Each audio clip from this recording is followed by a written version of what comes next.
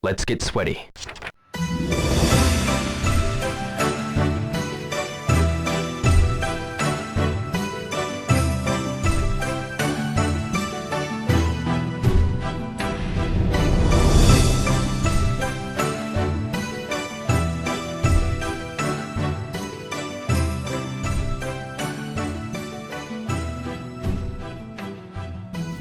Hello, and welcome back to Season 3 of the Shenmue Dojo Show. I am Skill Jim, and I'm joined as ever by Matthew Oliver himself, Matthew Oliver. How's things, man? Yeah, not too bad, you? I'm not doing too bad, thanks, Matt. Yeah, got a nice, sprightly show ahead of us here. I hear you've been playing a bit of Wanted Dead, is that right? I have, and straight up, I won't go too much into it. I think it gets an unfair rep. I quite enjoyed it. It's a hack and slash. Yeah, it's got some issues in terms of some of the mechanics and things, but I had a good time with it. Solid 6, 7 out of 10. We need more games like that, though, that just go, do you know what? We don't care what modern sensibilities are. We're going to make a game that we want and enjoy ourselves. So, yeah, I quite enjoyed it. I'd recommend it to people. You might have a good time. Yeah, it looks pretty good. I thought, I was watching Kyle from Easy Allies play it, and it just looks right up my street. Really fun, really quick, snappy, quite smooth gameplay. And yeah, it's like a throwback to one of those sort of 360 kind of random games you'd pick up, and you don't really know much about it, but it's actually pretty good. 7 out of 10, quite enjoyable. Reminds me of a game actually called Viking. I don't know if you ever played that. No, I didn't. That was released by Sega, and that was like one of those games that no one knows about. But it's actually, it is a really good, solid 7 out of 10 hack and slash. Excellent. Little gem. Yeah. Recommended. Good stuff, good stuff. So, today, me and Matt are joined by a special guest and member of the Dojo stream team. It's the one and only Titch Life. Titch, hello. Welcome to the podcast.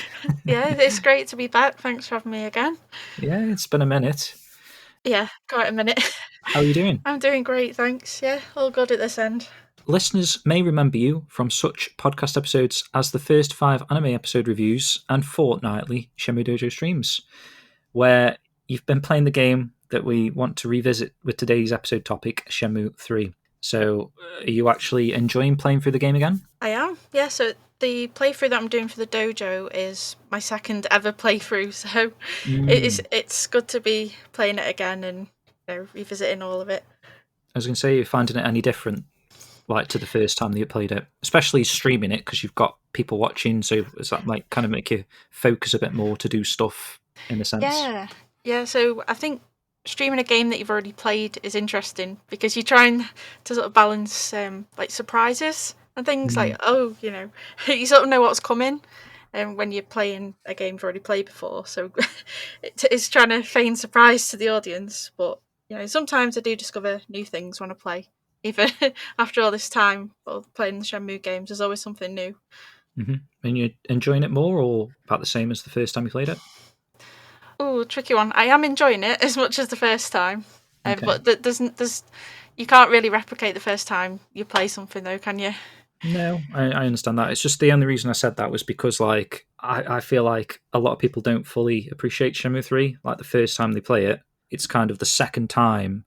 I say I put it down to people having these huge expectations the first time they play Shenmue 3, after so long. And then obviously the second time you play it or the third time, your expectations are kept in check a little bit. So you start to see more of the beauty. Is that fair to say, Matt? Yeah. It's a tricky one, isn't it? We went into that game with 15, 20 years of expectations. And when you take that away from it and strip it back to what they actually managed to achieve with what they had, it is a good game. Yeah, that I've talked about the faults to death, and I'm sure people will until the end of time, but it's a good game for what it is. It does more than people realise at first glance, and I think you have to have a second play sometimes to, like you say, to appreciate the beauty, to take it all in and enjoy the things that it does very well, like the conversations with Shenfire as a particular example. That's kind of the main basis of the topic for today. We are going to be discussing Shenmue 3 quite in depth, but just in a fun sort of manner. But before we get into that main discussion, we're going to briefly run through a few things of recent interest. So firstly, after the unbelievable, almost insulting Shenmue the anime, despite coming third in an overall poll for the best anime of 2022, didn't get one bloody judge nomination for the Crunchyroll 2022 awards. But we have since received another chance to vote for Shenmue, but this time in game form. We have. Yes. So, in long story short, you may remember back in 2013-14 time, Empire magazine did 100 best video games of all time, with Shenmue 2, I think, placed at number 52, if my memory serves me correctly. And I know that Shenmue, the original game, finished number 7. So that was a big fan vote. All these people came out, you voted for it, they tallied it up, and they made this list. So basically 10 years on, they're doing the same thing again. Obviously, now when we've had loads of new releases like Spider-Man, God of War, all those sorts of games, they're looking at it again and going, right, does the list still say the same? Have things changed? Whatever. So it was opened up to a fan vote again. So you could go in and vote for your top 10 games of all time. So it was all done online. It closed not too long ago.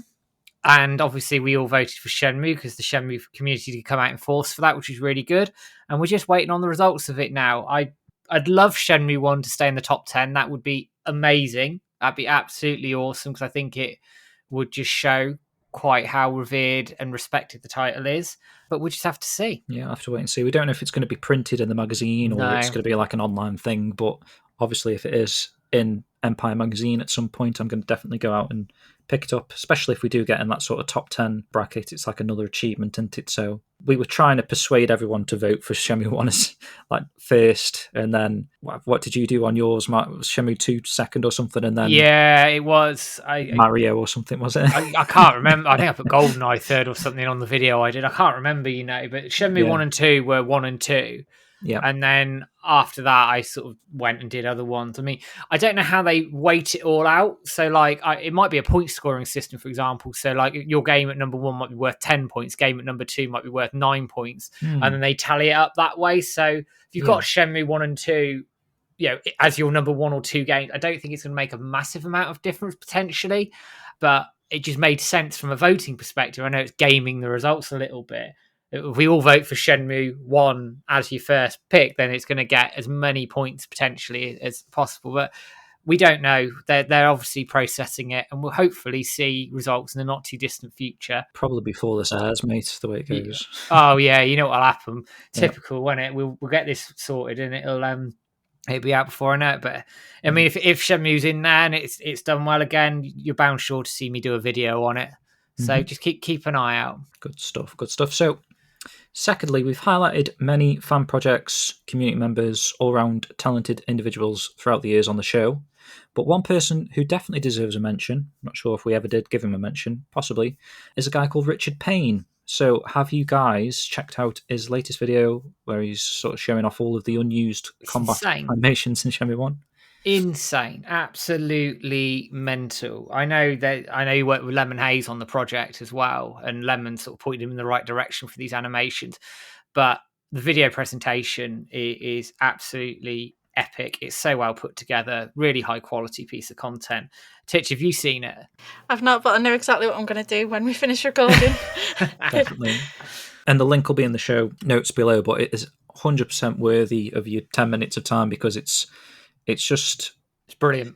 It is brilliant. I don't know. I was going to say mind-blowing. I suppose it is mind-blowing because you're seeing animations that are in the code from, the Virtua Fighter engine that was implemented into Shenmue, or even jumping. There's an animation of Ryo jumping, which I don't know if was ever intended in there, but just to see them all laid out so in-depth like this in systematic order with all the coding and stuff at the top is a real treat to watch. It took him about 2 years, I think he said in his description. It was a long project. I know he made other videos in between, and people might recall his speed runs through the 70-man battle and absolutely mutilating everybody. Is he the one that's got the latest record for the 70-man battle? I think so. Said something like that. Yeah, I think he does. If my memory serves me correctly, he's got the world record for the 70-man battle, and it's insane. He's taking like multiple people out in seconds, isn't he? And he's like juggling them as well, isn't he? Like just not allowing them to touch the floor. They'll hit the floor or something, and he'll do like a kick move on the floor that I didn't even know was possible, and they fling themselves back into the air, and then he's punching them in the air. He is the master of the combat system for sure. Yeah, he's got that combat system nailed down. He can make it sing, and the video it's just the icing on the cake. It's superb. Go and check it out, guys, if you haven't already. Yeah, so that is literally it for the news. We've just got a really short, tight news section there. So we're going to have a quick music break before we continue into the main discussion topic for today. And we've each chosen a song from Shenmue 3. I'm going to start with your pick, Titch. What are we going to play? So the piece of music that stood out for me as soon as James mentioned Shenmue music to me was People Coming and Going. That's the Niawu music, right, I think? Yeah, I think so, yeah. The general sort of walking and wandering around. Okay, let's play that now.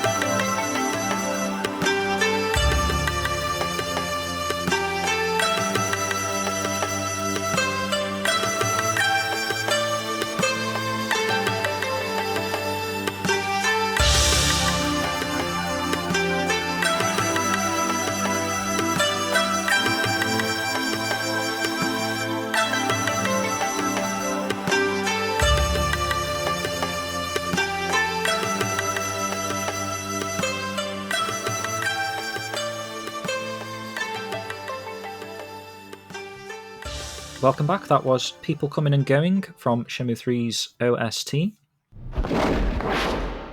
So hopefully this will be a fun show today. We're taking the idea, and I had this idea quite a while ago, Matt, but the idea of Room 101, if anyone's familiar with that TV show concept from sort of back in the day. I don't know if it's just a thing or it was based on that show. Does anyone know if it was like a thing outside of that show, this concept? I don't know, actually. I'd have to think. I remember watching Room 101 as a teenager. It was on a Friday night, if I want to say. I can't remember. I think a lot of people understand what's going on, but we're going to twist it slightly, put a bit of a spin on it. So Room 101, in case you didn't know, it's where you take something that you've got a problem with, perhaps, and discuss the reasons why you've got the problem, and then attempt to convince everyone that it deserves to be locked away in Room 101. So basically removed from existence for all eternity. For our Shenmue 3 edition, we're going to do something similar, but I'm going to run through a list of all of the new or remade features that we got in Shenmue 3 and present them to both Titch and Matt here to decide whether we should bin it or keep it in it. So ultimately, say if we get a new Shenmue game in the future like Shenmue 4, we would come to a conclusion about what features stay and which features go into Room 101. So does that make sense, guys? Yep, all good. Okay, so let's see how we get on. So I'm going to start with Titch first, and then Matt, you can either agree or disagree with Titch's opinion. Okay. And then if there is an instance where you guys can't come to an agreement, something that I'm hoping to happen for a little bit of drama, then I'll step in and make the final decision, okay? Excellent. All right, cool. It should work quite nicely as a bit of a three-way here. So I'm going to start with a nice controversial one first for you, Titch. The stamina system. Bin it or keep it in it. Bin it. And you can argue. You can argue a little bit first if you want the reason. You're binning it. Okay. Yep.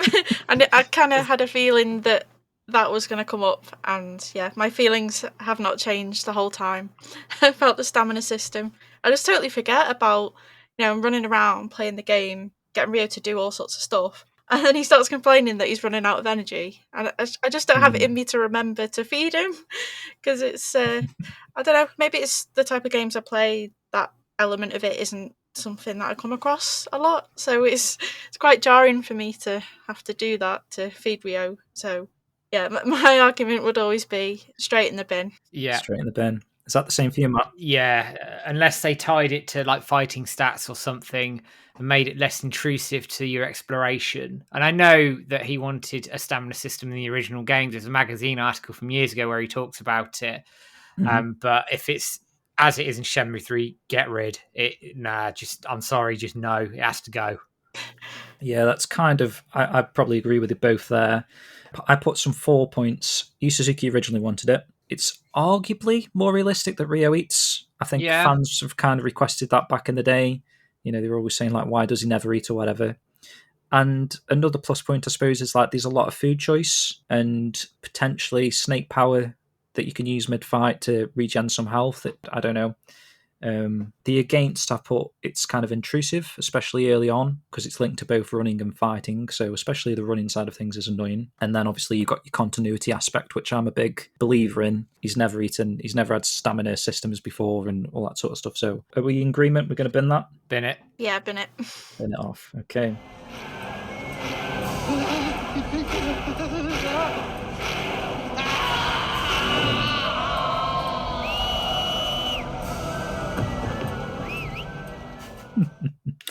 That's a good first one.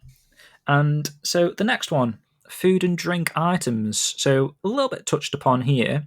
So I'm sort of talking about the array of food items in the game that contribute to the stamina system. So is just the general idea of having food and drink items a good thing that you want to keep, or should that be binned along with the stamina system? Titch.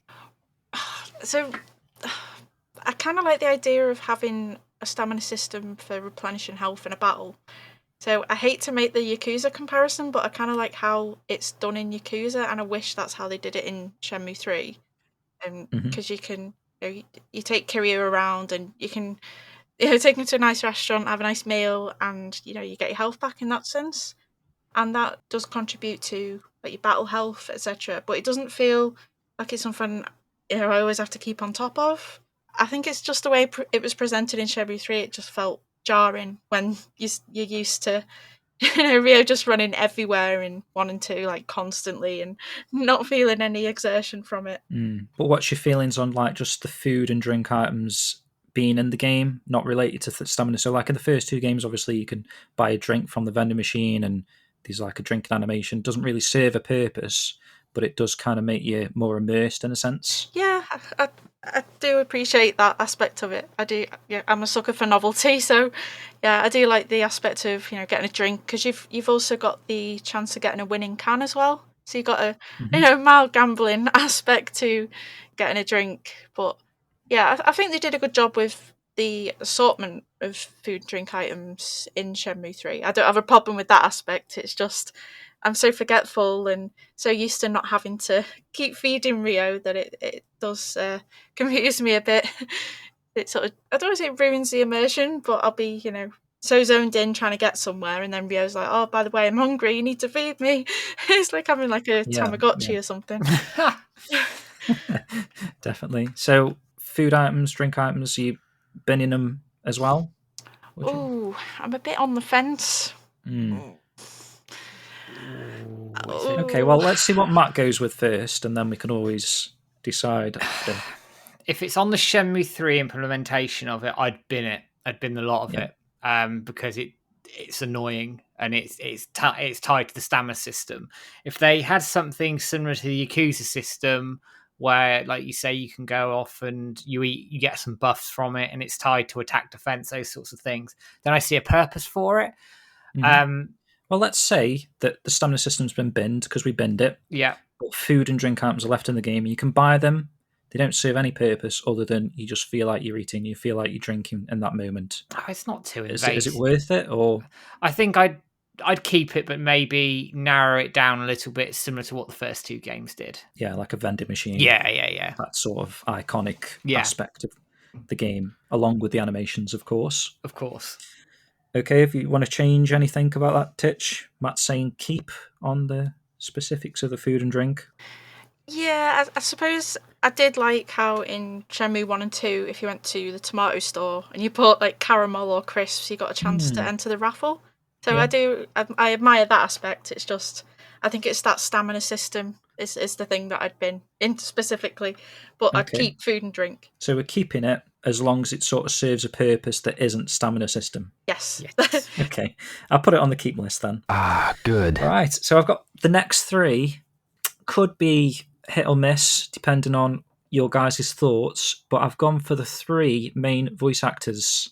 So we've got Corey Marshall first. Let's just start with that. I'll always go to you first, Titch. So have you got any opinion on whether or not it's worth keeping Corey, binning him? I'm pretty sure most of us wouldn't want to bin Corey Marshall, right? But do you have a contrasting opinion? Especially now we've had the anime, Rio. Is that anything you'd rather have Austin Tyndall, perhaps? Oh, I don't want to start any beef with anyone. These are real people. No, in all honesty, Austin, of course, is a great voice actor, but Rio will always be Corey Marshall for me, through and through. And I was also amazed that, he come back for Shenmue 3 after all those years, and he still sounds exactly the same. Okay, that was my next question. I was going to say, do you not think he sounded any different, a bit deeper, perhaps? I put as a little point, maybe. A little bit. Was that just? I don't think I noticed. No. In all honesty, yeah, he must be just that good to maintain, that character's voice for all those years. He must keep practicing it. He probably gets asked to do it a lot when people see him in public, I suppose. True. Matt, do you want to elaborate or? Yeah. I know you prefer the Japanese. I do. That's just a personal thing. It's nothing against the English voice actors at all.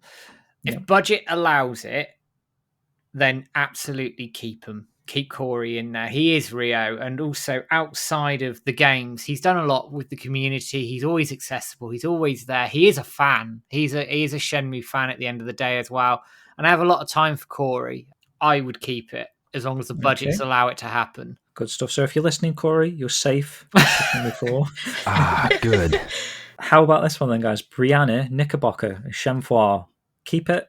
Or, well, keep her rather, not it. That sounds a bit offensive. Keep her or bin her. Oh, I feel so bad, but I do prefer the original Shenhua. But then again, isn't there like 3 different Shenhuas? There is, yeah. So it depends which one you prefer. The original was Debbie Rabai, and I never remember the name of the second one. Oh, goodness. No, I don't either. No. Which Shenhua did you prefer? 1, 2, or 3? I'm assuming it's 2. So the one that we have, at the end of Shenmue 2 when they're walking together through the mountains. Whichever voice actress that was, I apologise. I can't remember the name, but yeah, sorry, Brianna. Please come back. That's basically what you're saying. Yeah, basically. Matt, is that same for you, or would you actually prefer to see Brianna back? It's a toughie, actually. I preferred Shenhua's voice in Shenmue 1. Okay. So, and that's just, again, it's a personal thing. Brianna did a good job with what she had and what she did, but being me, I personally would unfortunately, Brianna, sorry if you're listening to this, I would bin you off. Well, I got 2 against points, if that's going to sway you a little bit. She hasn't specifically mentioned Shenhua since, so it's kind of like a forgotten gig for her. And do you think she's maybe a little bit more expensive to hire because she's very well-known name? She's very well known, and if budgets did come into it, then it could well be a factor. I've just looked at the Shenmue 2 casting. It was Akasha Schollen was the voice of Shenhua. There you go. That's the one. Yeah. So there we go. Yeah, I would unfortunately lose Brianna. Yeah, I think we're in consensus. Okay, cool. So we'll put Brianna on the bin list, and hopefully she's not listening.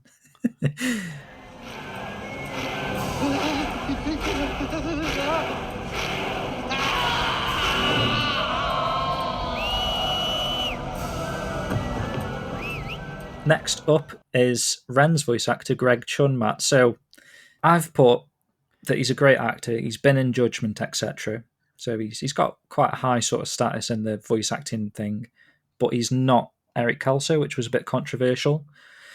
After hearing the new Ren, are you happy to continue with Greg, or do we definitely need to bin him off and get Eric back? Oh, if Eric wasn't available, I'd happily keep Greg Chun. He did a good job with Ren, and I thought he got his character quite nailed on, actually. He didn't stray too far away from the Ren that I remember in Shenmue 2, which is a good thing, and it's a testament to the performance that was put in there.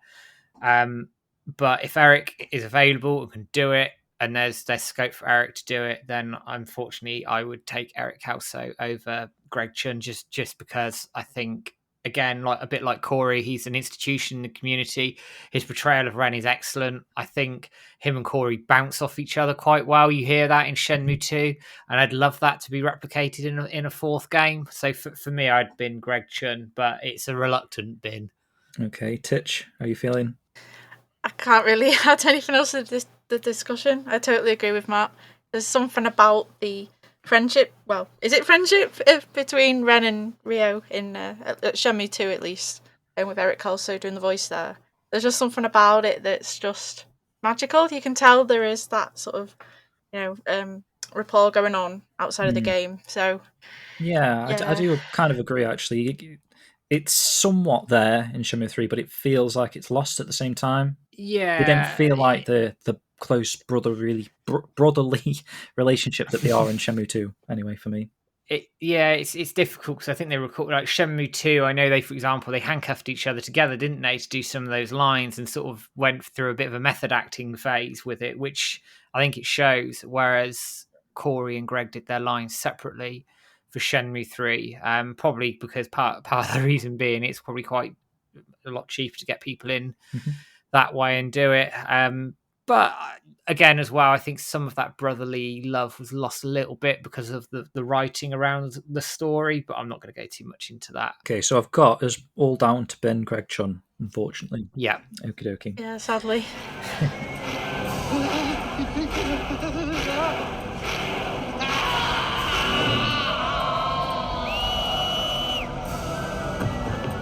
Right, so moving away from voice work now, this is a bit of an interesting one for you guys to ponder, debate. So, Baisha or the lack of. So, is there something that you want to keep into the series, or do you think they've gone past the point of no return and it's okay to bin Baisha now? Is it something that should have been in Shenmue 3 that doesn't hold a place in Shenmue 4? Ooh. That's a toughie.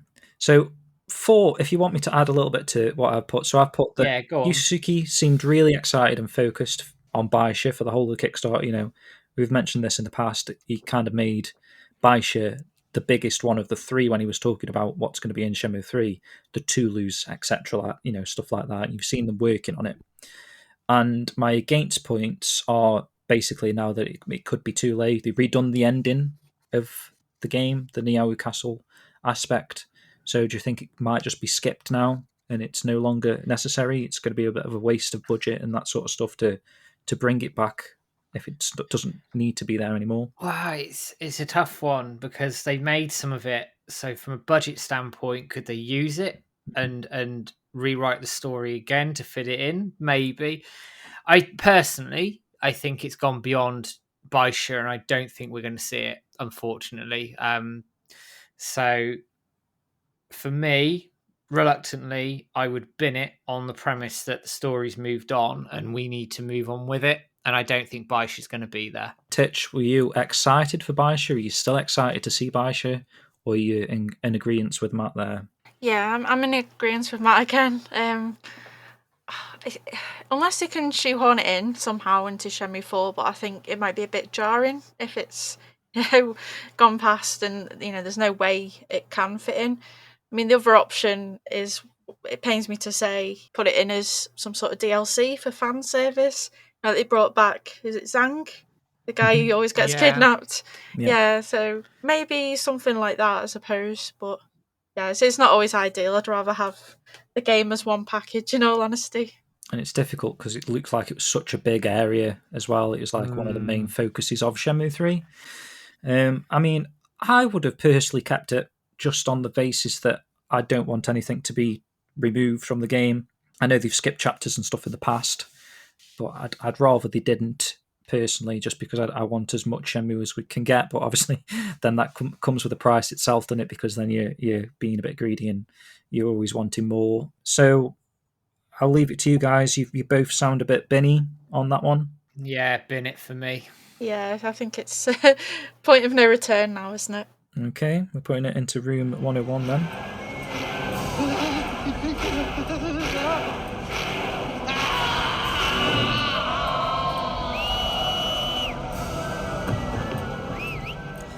Unfortunately. Okay, next one. Another sort of interesting one. It's not so specific, something that you can say whether or not to keep it or bin it, but I've put this down because it is something that's in Shenmue 3 that's kind of a little bit controversial. For me, it was anyway, and that's Shenhua's house. So obviously, we know it's quite a bit different than it was at the end of Shenmue 2. They've added a room for Ryo. They've got rid of the wall scroll of Liu Wang, which is, continuity-wise, it's not great. And also, Switch has done a blog post on this recently, which is quite interesting. And he's basically showing the differences between both houses. And, you know, she's got electrical appliances now. She's got like fridge, freezer, whereas before she just had like, you know, a stove and like, because it is a rural village at the end of the day. So what I'm posing to you to put into room 101 or not is, are you happy with past events like this being changed for the purpose of a game? So they've, for some reason, they've gone ahead and changed Shenhua's house because it suited, I don't know, the release in China, or it suited whatever they wanted to do, give Ryo his own room, for example. Are you happy for that to continue in Shenmue 4, where perhaps if they go back to Dobuita, Hazuki Residence has got an extra room? Or would you rather they kept into the continuity of everything? I suppose if it makes sense with the timeline of the story and, you know, technology that was around at that time, then I'm totally fine with it. But honestly, I didn't notice about the fridge in Shenhua's house, and now I can't unsee it, and it's really going to annoy me now when I go back and play it. Oh no, no, I don't know how that has any sort of reason to be in a house. That's really annoyed me now. And all of a sudden they've got electricity. They've got like a generator, and obviously the whole village is kind of powered, whereas before it seemed like the original intention was to keep it quite rural. And obviously in the conversation on the journey to Shenhua's house, she doesn't know what an arcade is. She's very, what's that word, sort of like awe-inspired by what Ryo's saying about Japan, because her life's so much different. And then obviously when you get to Shenhua's house, it's actually all not that different, because she has got an oven all of a sudden. No, But don't focus too much on the house, just the idea of changing stuff in a future game that we've already come to sort of already know. Yeah, I stand by my original point then, about as long as it makes sense in the timeline of the story and, you know, advancement of technology. You don't mind them changing the game and stuff? Only if it's suitable. It doesn't Okay. have a direct impact too much on the story, and, you know, it does follow. So if you got back to the dojo and for some reason the dojo had an extra room, that would be okay, as long as it didn't have a freezer. Well, they do have a freezer though. hard. Oh, that's a tough one. That's more difficult, because it's with Shenhua's house. Let's be honest. In Shenmue 2, we may have been in it a lot because we played the game a lot. We don't actually spend a lot of time in it. Yeah. Whereas Hazuki Dojo, I think it would be a lot more jarring if they chucked an extra room onto it, because you spend a lot of time there in Shenmue 1. So, and I don't think it makes sense. Whereas Shenhua's house, okay, some of the stuff they took out of it in terms of the tapestry and the picture of the mountains, etc. Is that because they have had to change the story in order to essentially maybe get this thing done? Mm-hmm. So they've had to take those things out, and therefore it makes sense down the line. So you'd be happy with changes as long as it means that the game gets made for whatever reason? Yeah, I'd be happy as long as they make, like Titch has said, I think as long as they make sense and are story relevant, then it makes absolute sense to allow those changes to happen. But just fancifully changing the Hazuki Dojo and putting an extra room on it for no reason whatsoever, I'd have a problem with. Okay, so we're going to have a caveat to that. So we're keeping in minute changes to things that we've already grown to appreciate and love, as long as it makes sense. Yeah. Okay. Fair enough. Good. Okay, so the next one I've got down as the affinity system. So obviously you don't really see it too much in play. You've got those amazing nighttime conversations that kind of contribute towards it, but at the end of the day, the affinity system was basically an extra little cutscene before Rio goes to sleep, or an extra little cutscene as he's leaving. So is that something that you really want to keep in the game, or could you make do without it and bin it off? I do quite like it, to be honest, but then I have severe FOMO of missing certain things like that, because there's a lot of stuff that I haven't seen in Shenmue 2 and even Shenmue 1 for that reason. So yeah, I'm happy for it to be in the game, because I could always just go on YouTube or find it elsewhere if I do miss it. But I suppose it gives you something to work towards as well. It adds to like the replayability of the game. So you can go back with that intention of, oh, I really want to make sure I get that cutscene next time and make sure I develop my relationship with that character. So yeah. And that basically is like a Shenmue thing, isn't it? In terms Yeah. of, you're discovering cutscenes and things that you didn't realise were happening the first time you played. So yeah, I definitely agree with that. Matt, have you got any opinion on the affinity system? Is it something you could make do without? It's a hard. It has to be there for me. I'm really attached to those conversations with Shenfa. I think they're one of the things that they did that held up well to the original games.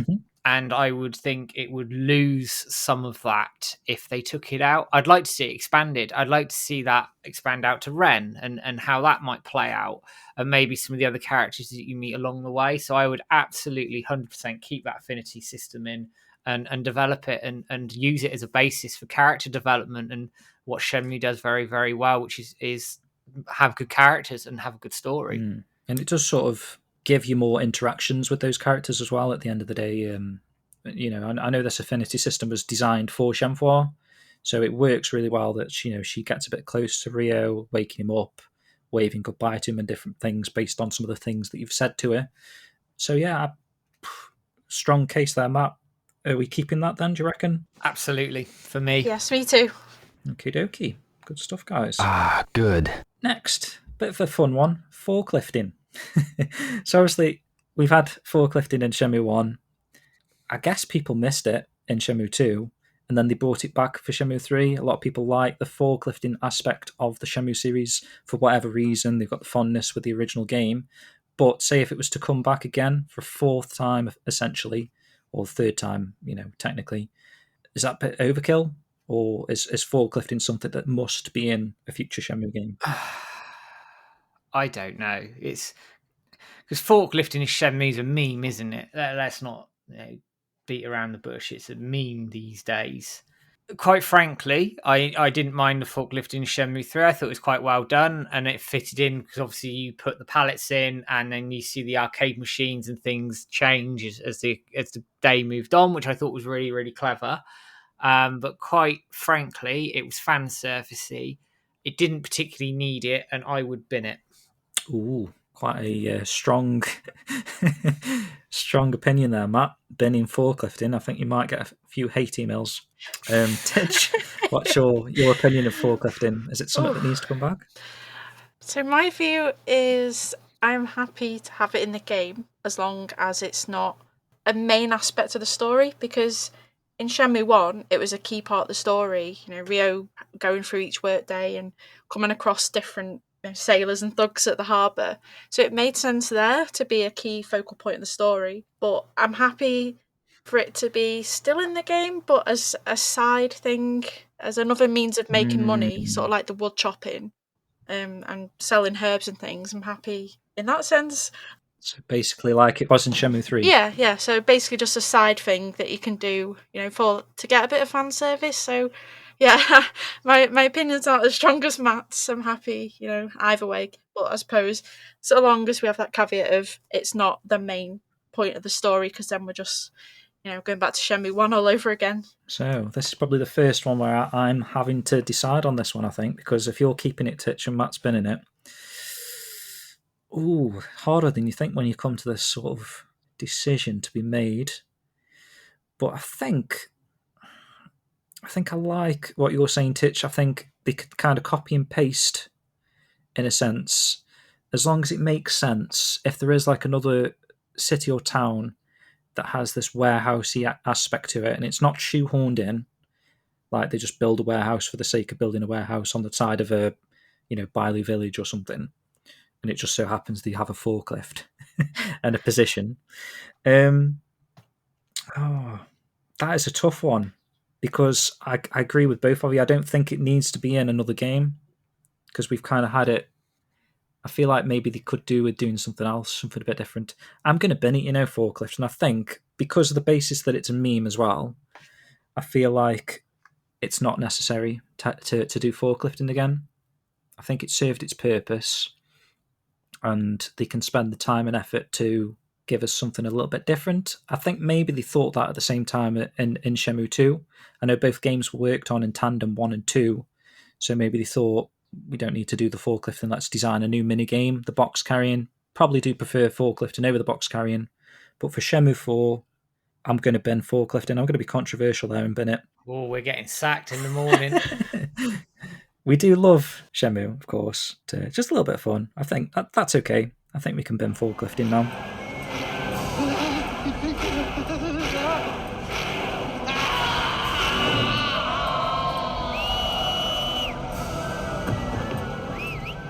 And in the same respect, Lucky Hit, guys.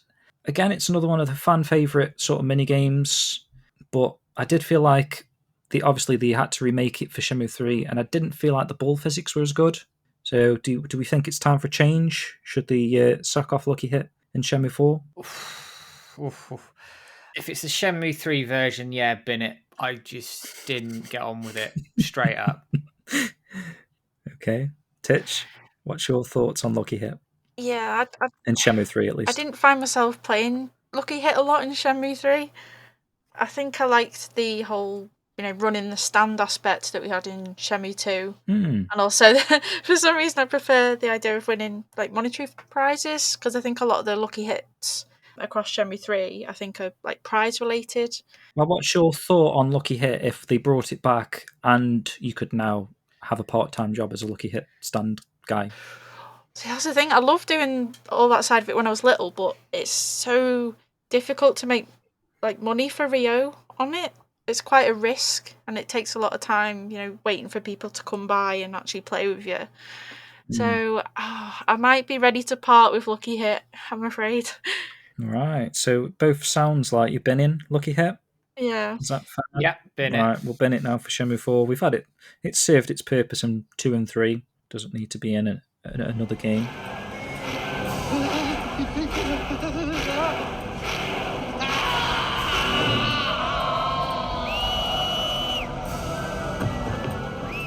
One thing that was brand new in Shenmue 3 was the wood chopping as a job. Addictive, maybe? What's your thoughts on wood chopping? I really enjoyed it. Yeah, something different. Something, quite definitely addictive. So, something about it that's quite satisfying. And, of course, it helps Rio in the game as well to make some money. So, it makes a change from forklifting and lifting crates and things. So, it's a welcome addition for me. Do you think it's too slow to earn money? Oh, I mean, I suppose it adds to the balance, doesn't it? Because you can make money quickly by, doing certain things, to do with the fortune teller and gambling. So it sort of gives you the option, I suppose. So, arguably it is a slow way of making money, but if you really want to race through the game, the option's there to do that as well. So, it's just a nice little fun mini game to do to pass some time, I suppose. And one thing we did figure out, someone mentioned in your stream the other day, if you don't have enough money to pay the Niawu Hotel lady, you're forced to do some wood chopping to pay for it. Is that something you're happy to do again? I mean, personally, yeah, I suppose. As long as it's not forced on me every day to the point where it drives me a bit bonkers. But as an option, I'm happy for it to be there. Okay, we haven't heard your side, Matt. What's your thoughts on wood chopping? I loved it. I was addicted to that bloody game. I spent loads of time wood chopping, and I know it's a bit slow to earn money, but I didn't find it a chore. It's a bit like 1-inch punch. I found that really addictive. So I'd absolutely keep it. Maybe tweak the earning rate, but I'd keep it. I found it really good fun. It was addictive, and I'd spend a little bit of time on a stream or playing on my own.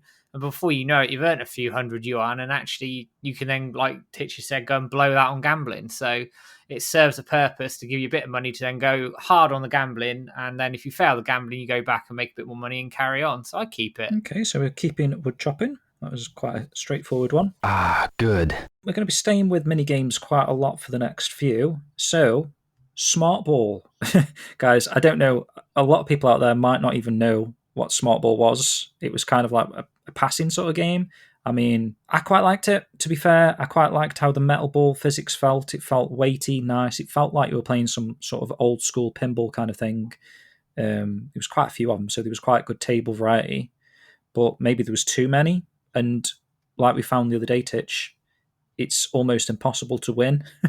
So do they serve a purpose? Is it something you want to see in a Shenmue 4, or had you already forgotten about Smart Ball, guys? I'd been it straight up. I didn't play it very much. I sort of had to force myself to a bit. There were a lot of them, and when I was doing the trophy hunting on PlayStation, that's when I played it more, because I think you needed some of the prizes to get your trophy. But I, generally speaking, wasn't fussed by it, and therefore I just bin it because I didn't use it, and I wouldn't miss it in a fourth game. Yeah, I'm in agreement with Matt again on this one. Yeah, I do think the physics of the board is very good, but yeah, as we sort of learnt from my stream the other day, it's not very easy to win. It's quite sort of cumbersome and sort of hard to figure out how to actually win as well, because some of the boards are really confusing as to how you actually win the prizes. Yeah, like that red line one, red and blue line one. Yeah, I think it's one of them. I take it or leave it, like lucky hit. As long as it's sort of on the side, the option's there, but it's not something I desperately want to see in a future game. Okay, sounds like we've been in it then. Yep. We are. We are.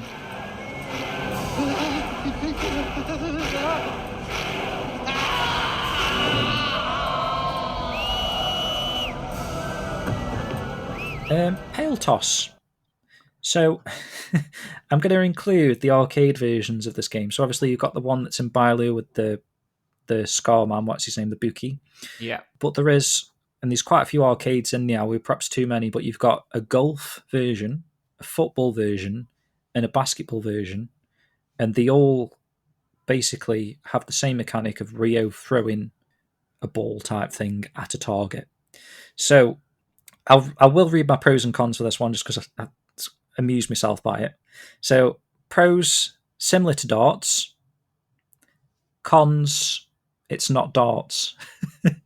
So, Titch, what's your opinion on the Pale Toss type game?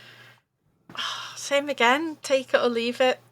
I mean, it is sort of crucial to the start of the story where you have to win the prize with the guy that's got the scar, or play the game, in order to progress the story. So I suppose in 3 it's integral in that aspect, but yeah, I could take it or leave it for future games. So when you say take it or leave it, are you saying bin it? Oh, yeah, I suppose if it means something else better gets put in, or resources can be focused elsewhere that are more sort of integral to the game. Yeah, I suppose there are quite a few mini games anyway, so I wouldn't miss it. I'd probably rather have darts. Okay, fair point. Same for you, Matt? Yeah, I didn't mind it. I played it and quite enjoyed it.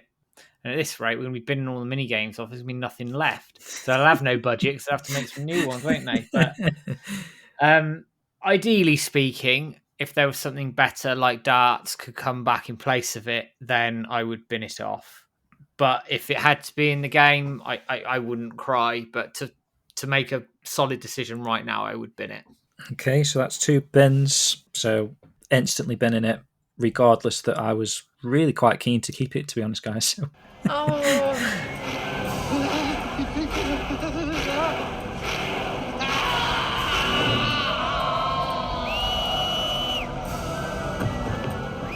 Right, next one. Mechanical arcade games. So this is, mechanical and arcade games. So you've got your Highway Star, your Wacky Mole, and your Chobu Chan Fighter in this bracket. So those are the ones I could think of. I don't know if there's any more. You had Excite QTE and QTE Title, the other two. Yeah, of course you did. Okay. So yeah, including all of that into one little category here. I suppose, Matt, you've got your favourites. Titch, you've probably got your own favourites out of these lists of different titles that you can play in the arcade. But obviously, if you're getting rid of quite a few in one thing, there's been no point in an arcade. So I'm essentially saying arcades, keep them or bin them. I would keep the arcade games. They are addictive, they are fun, and they are very, very Shenmue.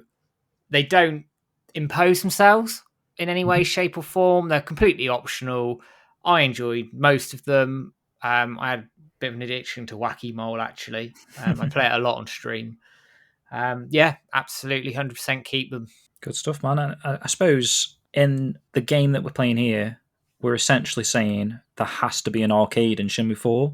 So even if the vibe of the city or whatever doesn't feel like it's an arcade happens to be around the corner, you're going to find one because you're keeping it. Yeah, I think they could be a bit more clever with how they did it, like in Bailu Village. Yeah. That it was a bit shoehorned in, but they could like hide it away somewhere, and you almost have to secretly find it, so it doesn't impose on the aesthetics. But then you look at where the story's going, and if you end up in like Luang or Beijing or somewhere, they're major cities, so you're bound sure to have one.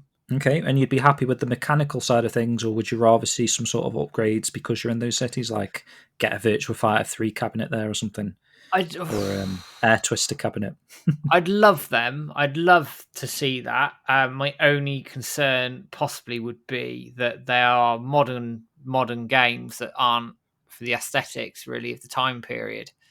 Whereas you look at the first two games, you had Hang On and Space Harrier, and Outrun, which were all released around that era. But then I guess on the flip side of it, you had arcades with Virtua Fighter posters, which clearly hadn't been released. So Sega Saturn. Yeah, it's 6 1, half a dozen the other, I guess, isn't it? Put it this way, I wouldn't be upset if they did do it, but the mechanical side of things, I would absolutely keep. Okie dokie. Titch. Yeah, easy on this one. Total agreement with Matt. Okay. Yeah, I do like the mechanical machines and the sort of electronic games as well. So yeah, as long as they fit into the surroundings, I'm happy. But yeah, I do love Wacky Mole. Okay, good stuff. So that's a hard keep on that one. Very good. Good. Sticking with the mini games, but this time gambling. So we got Frog, Turtle Racing. Obviously, Flower, Wind, Bird, Moon was returned as well. So gambling games, guys. We're happy for them to stay? Maybe the same games, or would you prefer to see some different games in there next time? Not including Lucky Hit, of course, because we've already been that. I suppose we haven't had any sort of card gambling games, have we? Or have I imagined that? No, you're not. You're not imagining that at all. We did have like big and small like dice games that weren't in Shenmue 3, so obviously they could return. Yeah, it's a good way to earn money, isn't it? I suppose. Yeah, I mean, I do enjoy the gambling, the fun aspect of it, not, I just sort of going, not expecting to win every time, but I do quite enjoy them. They're good to do on stream as well, good to, get audience participation in that aspect, but yeah, I have no sort of a desire to put the gambling games into the bin, but it would be cool to see, like card gambling as a new thing, but I'm happy with what we have had. So you'd be happy for like Frog and Turtle Racing to return? Yeah, from a personal aspect, because I love animals and I like the little silly noises that they make. But yeah, I'm happy to keep the gambling aspect. Were you devastated that Snail Racing wasn't included? I was, yeah. I agree with Titch. I think they serve a good purpose and are quite good fun, actually. Turtle Racing it's hilarious because it's obviously a bit of a button masher, and even though you mash the buttons quite a lot, you don't win every time either, which is quite an interesting mechanic on it. Snail Racing would have been funny just to place your bet, come back at night and see if your snails won, but unfortunately that never saw the light of day. I'd like to see some of the Shenmue 2 ones come back, like Big or Small, or some of the I can't remember name of the board games they had in some of the warehouses, but some of those were quite, you could win a lot of money on those. and I'd like it tied to money rather than tokens in the economy. Okay. I know they obviously did it in Shenmue 3 for the Chinese market, and that's understandable. But I'd keep them. Okie dokie, guys. It sounds like we're in agreement there. We're going to keep gambling games. Good.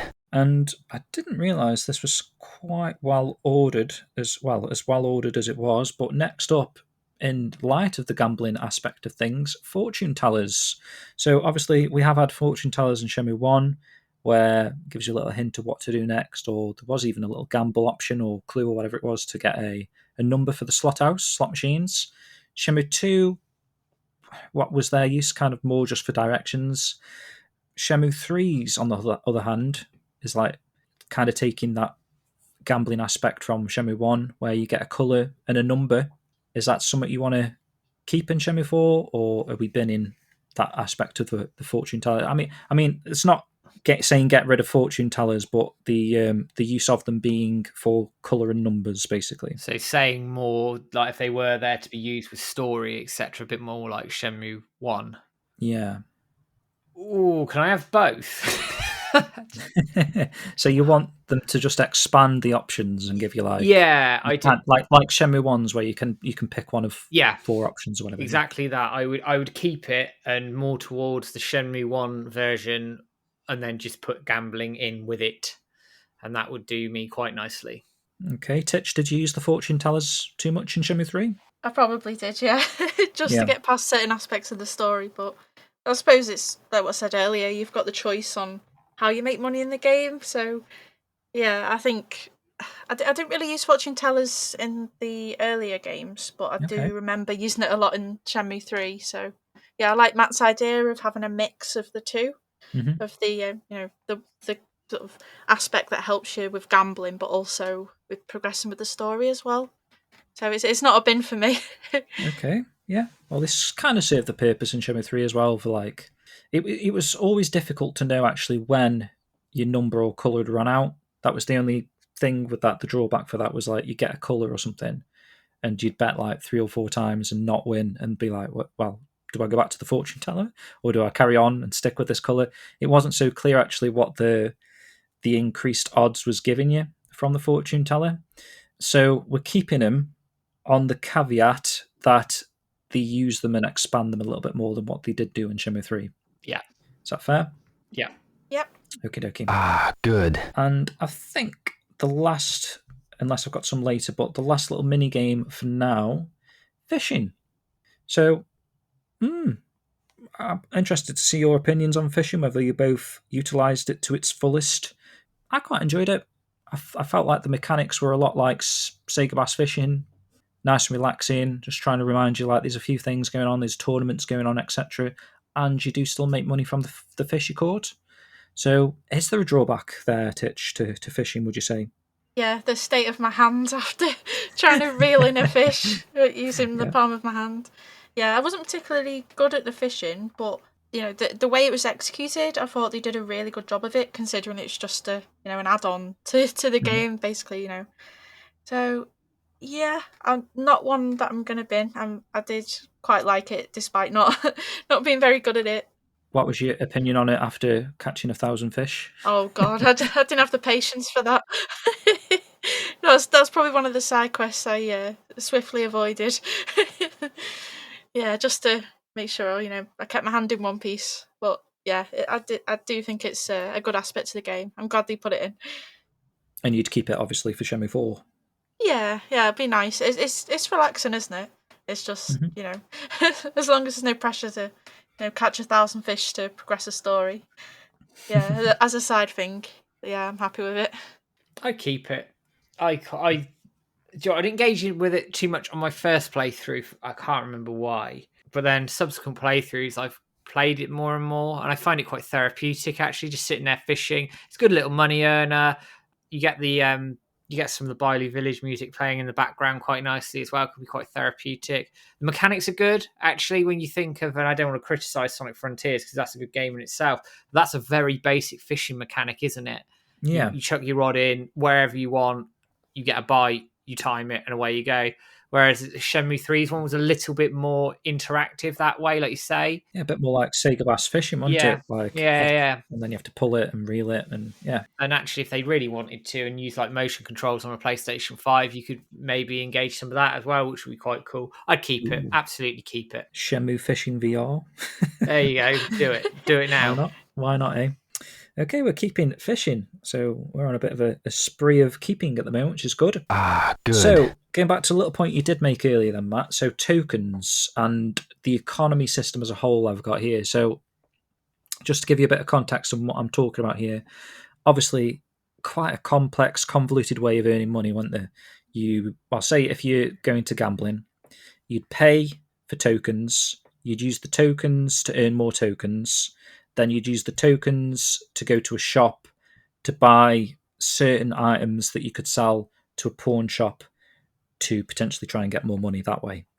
So that sort of a system, is that something that you quite enjoyed? You're happy to keep that sort of an economy system, or do you feel like it was a little bit too unnecessary? You'd rather just, like Titch, I think you said earlier, you'd rather just play a gambling game with money and win money. Yeah, I think it overcomplicated it a bit for me, but I understand why they put it in, because the whole sort of gambling law thing, it's sort of a loophole, isn't it, to do it in that manner.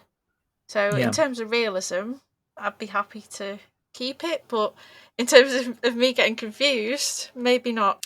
I was wondering earlier when I was thinking about this, do you reckon it was also the reason for doing this? I know they were trying to get into the Chinese market as well, and obviously Japan have pachinko machines that are sort of a similar sort of system, but do you think it actually brings the rating of the game down? I was wondering if they was trying to appeal to as bigger an audience as they could, so perhaps by including gambling, you're talking a 15, by creating this type of a system where it's, well, I don't know what to compare it to, but when you go to like one of these arcades and you get tickets and then you swap the tickets for a little toy, do you think that could have brought the game down to 12 in that sense, or am I just making that up? It's a funny one, because I'm just looking at the ratings for Shenmue 1 and 2, which have gambling for money, as Shenmue 2 does, and it's rated as teen, 13 and up. Okay. So what, Shenmue 3? Did that have a gambling thing on the back? It did. And it was also rated for teen. So it didn't make a difference then, So no? it didn't make a difference to the rating of the game in terms of age restriction. I think it was literally because of the Chinese market. I do think it was a bit convoluted. I have no problem with buying tokens, winning tokens, exchanging tokens for money directly. That's fine. I think the intermediary part of buying things at a pawn shop and then trading them off. Oh, you got this prize exchange type of thing going on, haven't you? Which and added an extra unnecessary thing to it. And actually, what they could do with something like that is maybe have a balance on that system. So, for example, you could trade your tokens for money directly. However, but if you want to earn a lot of money, there could be like a load, like 4 or 5 big prizes that you gamble towards with tokens that you can then buy and exchange. So they keep an element of it, but don't go overboard with it, which I think they did a little bit in Shenmue 3. The other alternative is they just bin the whole bloody lot and just go back to the Shenmue 2 system, which would be my preferred option. Okay, so I'm trying to get a grasp on what you're both saying there. Are you saying that we'd rather be boring and just go money for money, or you quite like the idea of incorporating different ways of earning money, trading prizes, and they kind of, maybe they had too many items, if anything, from all these shops, but is that a positive in a sense that there is a lot of things to sort of debate about which one's better to buy, how do I use my money? So the economy system is complex, but it lets you do more things than just a straight sort of forward money exchange. I mean, it's hard because I know when I interviewed, oh God, this is going back a few years now, when I interviewed Ryan Payton, he said the economy system was considered quite harsh. Mm-hmm. So I suppose that has to factor into it a little bit. So if they just tweaked it, do you think? If they tweaked it and made it less overwhelming and more towards a straight trade for tokens for money, then I would be up for keeping it. If it's as it is right now in Shenmue 3, I would bin it off and go straight back to Shenmue 2. So you're on the binning side of things. Yeah, if it made him a colours to the mask, bin it. Okay. Titch, where were you? Yeah, I'm erring towards the side of binning, I'm afraid. Okay, let's put it under binning then, because hopefully they won't need to do that. If it was to sort of get around some sort of thing, it was never released in China as far as I'm aware, so in the end it was a bit unnecessary. But depends how much time they wasted to create that kind of a system. Did too much thought and stuff go into like creating all these items, all these systems and stuff, and we could have essentially just had a straightforward money to money, and they would have had, an extra month to work on something else. I don't know if it was that deep, or is there something that maybe Yu Suzuki was actually quite fond of? I do remember that one press conference where he was showing you how the system was. It was sort of like a cycle, wasn't it? It was like this, this, going around. But based on what you said, both said binning, so I'm happy to put it in there. We'll put that into room 101.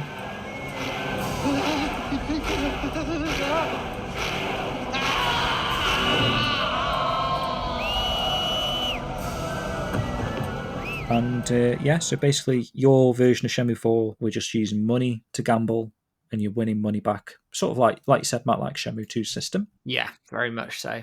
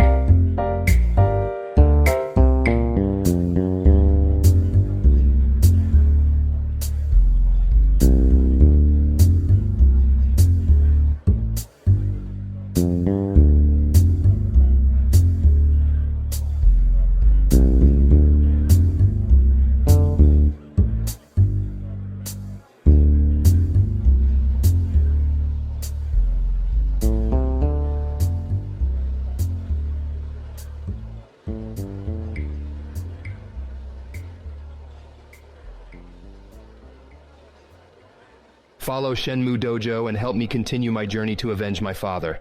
Let's get sweaty. Okay, this one, I'm not quite sure what kind of an answer we're going to get on this one. This is just something I just thought of. It was implemented in Shenmue 3. It wasn't in the previous games as such. I guess apart from the walk at the end of Shenmue 2, but I've got Shenhua following. So basically, what I'm considering this to be is like, you're on this journey with Shenhua now, and she follows Ryo into the village, doesn't she? When you talk to a character, she sort of interjects and starts talking as well. And there's kind of I want to say, an affinity system based on that she's there with Ryo. So the characters act a little bit more pleasantly to Ryo than perhaps they would have done.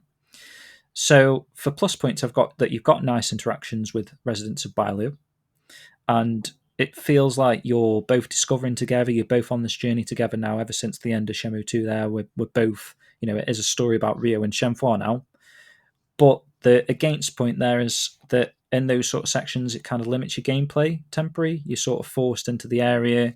You're forced to speak with Shenhua until something triggers or whatever, and she leaves you alone, and then you can go off and do your open world aspect that you come to appreciate from Shenmue. Sort of like what happens in Niawu, where she stays in the room, you never really do anything with her, but a lot of Bailu is sort of spent with Shenhua, isn't it? Yeah. So yes. which side of the game are you happy with? So if in a Shenmue 4, would you rather it be more like Bailu, where she follows you around, talks to people with you, but you can't wander off too far and do your own sort of thing, go to the arcade or whatever? Maybe you can, I don't know. It's just what I was saying. Or more of the Niawu side, where you only really see her at night and disclose what you found out throughout the day. That's a tough one. Mm. That's a tough one. I'd like a system in Shenmue 4 where you actually have the choice. So at day 1, for example, you're going to wherever you're heading to, and Shenfa says, "Do you want me to come to the village?" Just as an example, with you, and Rio can say yes or no. Now that then could have an impact on the path of clue hunting that you go on. You might go on a very different route because Shenfire isn't there. You might go on one a different route because she is there. Some characters might act better towards you, some might not. You can have a bit of freedom. I'd like the option more, maybe every morning or at key points in the game that branch off, that you can have one or the other. Now, budget may not allow for that, of course, but that's a different kettle of fish. I would like it to stay, but be developed on a bit further to give the player more choice. Okay, so we're putting a caveat on that as well. You're happy for Shenmue following, but maybe you've got a bit of a choice to it.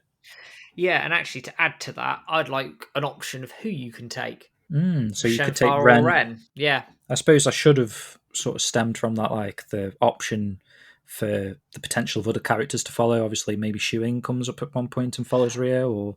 Yeah, absolutely. I think if they could develop a good system like that would work and was budget friendly and it wasn't going to take too much hassle, then I'd be all for it. But if not, and it's the budget needs to go elsewhere, which realistically speaking it may need to, then I would happily take a simplified system of it. But I'd love them to expand it, because actually I think if they did that well and did it properly, you could get so many different branching paths, so many different character interactions and different relationships building between the characters, that actually you'd get that depth that I think that sometimes we've missed in Shenmue 3 a little bit, just by giving the player those options to develop those relationships, go off with those characters, talk to those characters, do activities with those characters, and build on a very basic affinity system. We could all link together really nicely. Yeah, I like your idea there, Matt. I mean, this was quite a hard one to propose, but I did want to mention this just because it kind of was a new system, that Shenmue comes and the residents speak differently to you because she's there. So yeah, I was going to call you Shenmue then, Titch. Titch, what were your thoughts on that kind of aspect? Yeah, I quite like that, to be honest. It was different. Yeah, I don't really have any sort of negative feelings about the whole Shenhua following thing or being forced to spend time with her. Because I think they had a good mix of, spending time with her or, going around walking free. Yeah, that's true. Yeah, so a thing that I did like that I thought was quite realistic, to put it one way, is when you're walking around Niawu and then you might just pass Shenhua sat down somewhere like on a bench. And she waves at you. Yeah, I think I've seen her a few times at the Shenmue building, the Save Shenmue building. I think it was the Kickstarter memorial building type thing. Don't think I'd been the whole Shenmue report thing. I do like Matt's idea of the whole developing a more improved system, but it wouldn't sort of be a burning desire for the game, I suppose. Yeah. Okay, guys. So we'll keep it. We're not ready to binge Shenmue off at the moment. No, Not yet. Ah, good. And talking about Shenmue, her new outfit, guys, quite a controversial one at the time. I mean, it is controversial. I mean, is it just a little bit petty? But I'm a sucker for continuity. So proposing this one to you guys, this would be obviously taken into Shenmue 4 now. Are you happy to stick with Shenmue's new outfit? Or shall we bin it off and try and get back her original outfit if possible? Oh, I didn't really have a strong opinion on that either, to be honest. I didn't really notice too much of a difference in her outfit. Sorry if that's offended anyone, but yeah, I do, thinking about it, prefer her original outfit, but it's not something I'm gonna hold against them if they don't bring that back. So I'm happy either way, to be honest. So you're happy to keep it? Yeah. Ooh, can I have the anime one instead, which is a combination of the two? True. I was going to say the new outfit is a combination of the original and the anime, in a sense. It depends which way you look at it. I mean, if I'm having to nail my colour to the mast, I prefer her look in Shenmue 1 and 2. I know why they want to change her look up a bit, and that's fair enough. But nailing colours to the mast, I would bin the new costume, and I'd have her back in her original outfit personally. Ooh, okay. So I'm going to make the decision on this one then. I can see both sides of it. Again, continuity-wise, now it's happened in Shenmue 3. Is it going to feel weird if suddenly true. she's not in it? But I do much prefer her original outfit, and there's so many iconic pictures of her in that original outfit from back in the day. The concept art, all the advertisements, the bloody soundtrack CDs have got her on in those costumes, and obviously for the first 2 games you see her in them. So it was such a sudden change to me. I know, like you said, Titch, you didn't really notice the change as much, but for me it was so bizarre that at the end of Shenmue 2 she's in this outfit, and at the start of Shenmue 3 they're in the same exact location, exact same time, and she's wearing a different outfit. So for me, I would probably bin the new outfit on those terms, and I will throw a caveat in. I'm going to bin it, but I'll throw a caveat. I'm happy for it to be a choice in the settings, and I kind of wish the original outfit was a choice, if I'm being honest. I have got outfits a little bit later on Rio's side of things, but in terms of Shenmue, I do think it would have been nice to have the option to switch between new and old. And I don't know if that would have took more time or effort, or they would have had to remodel it, but in my opinion, they did make a new outfit for her anyway. They made that green version. So instead of making that green one, they could have just made her original outfit, and everyone would have been happy, I guess. So I'm going to put that under bin, Shenmue's new outfit. Excellent. Can you sway me there?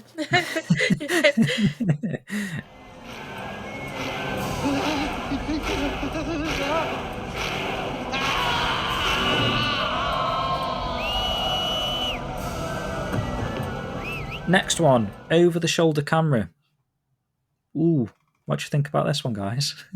On this one, the over-the-shoulder camera. So obviously in the first 2 Shenmue games, the camera's directly behind Ryo, and in the third, you've got the sort of Gears of War. It's the new style of camera system, and it's pretty much in every game these days.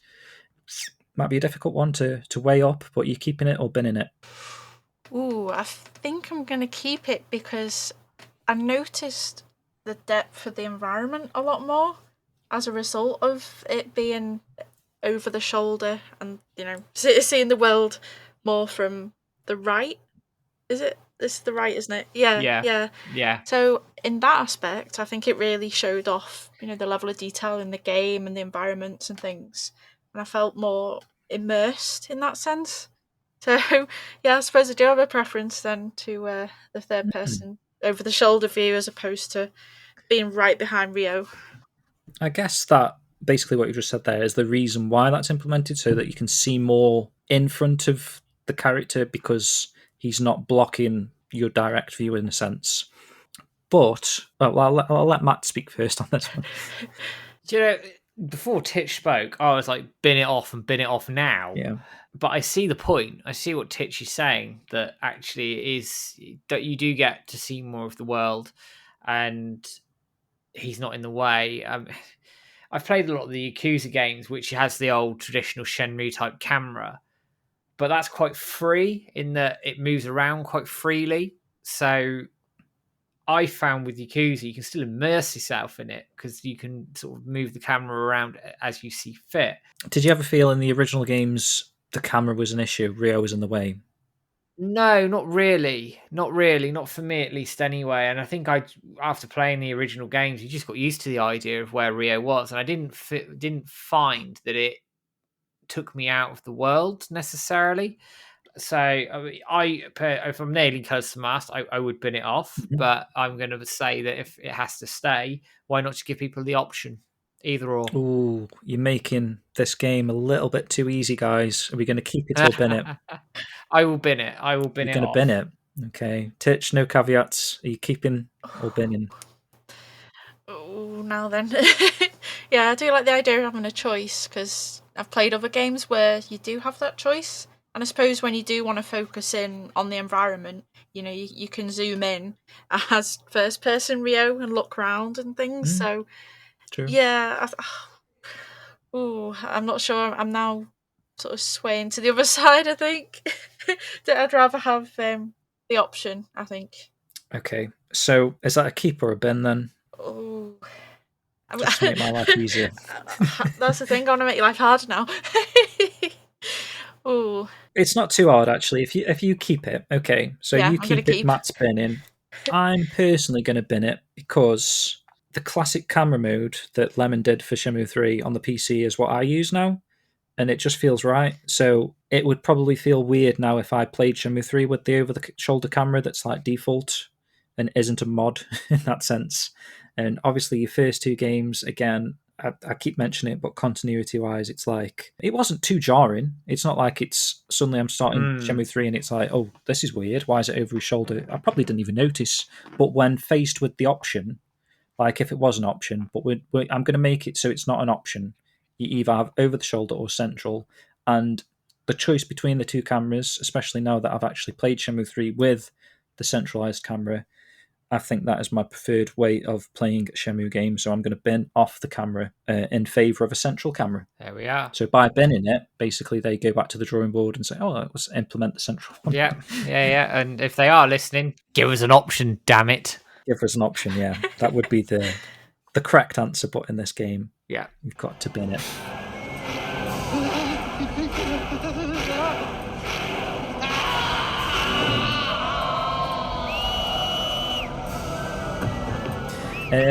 Next one, 9 p.m. curfew. It's a little bit different. Obviously, you could stay up till 11 in the first game. I'm not sure, is it the same in Shenmue 2? Or maybe even later? But 9 o'clock seemed a bit early for me in Shenmue 3. There was a lot of times where I was like, oh, I was just about to do something and I'm being sent back to the hotel or being sent back to Shenfar's house. But again, is that something that you're comfortable with? Was it okay? Did it not feel too intrusive on your playthrough, Titch? Nah, it's definitely a bin for me straight away. Yeah, I'm noticing it a lot more on this playthrough, having gone through playing Shenmue 1 and Shenmue 2 and then going to Shenmue 3.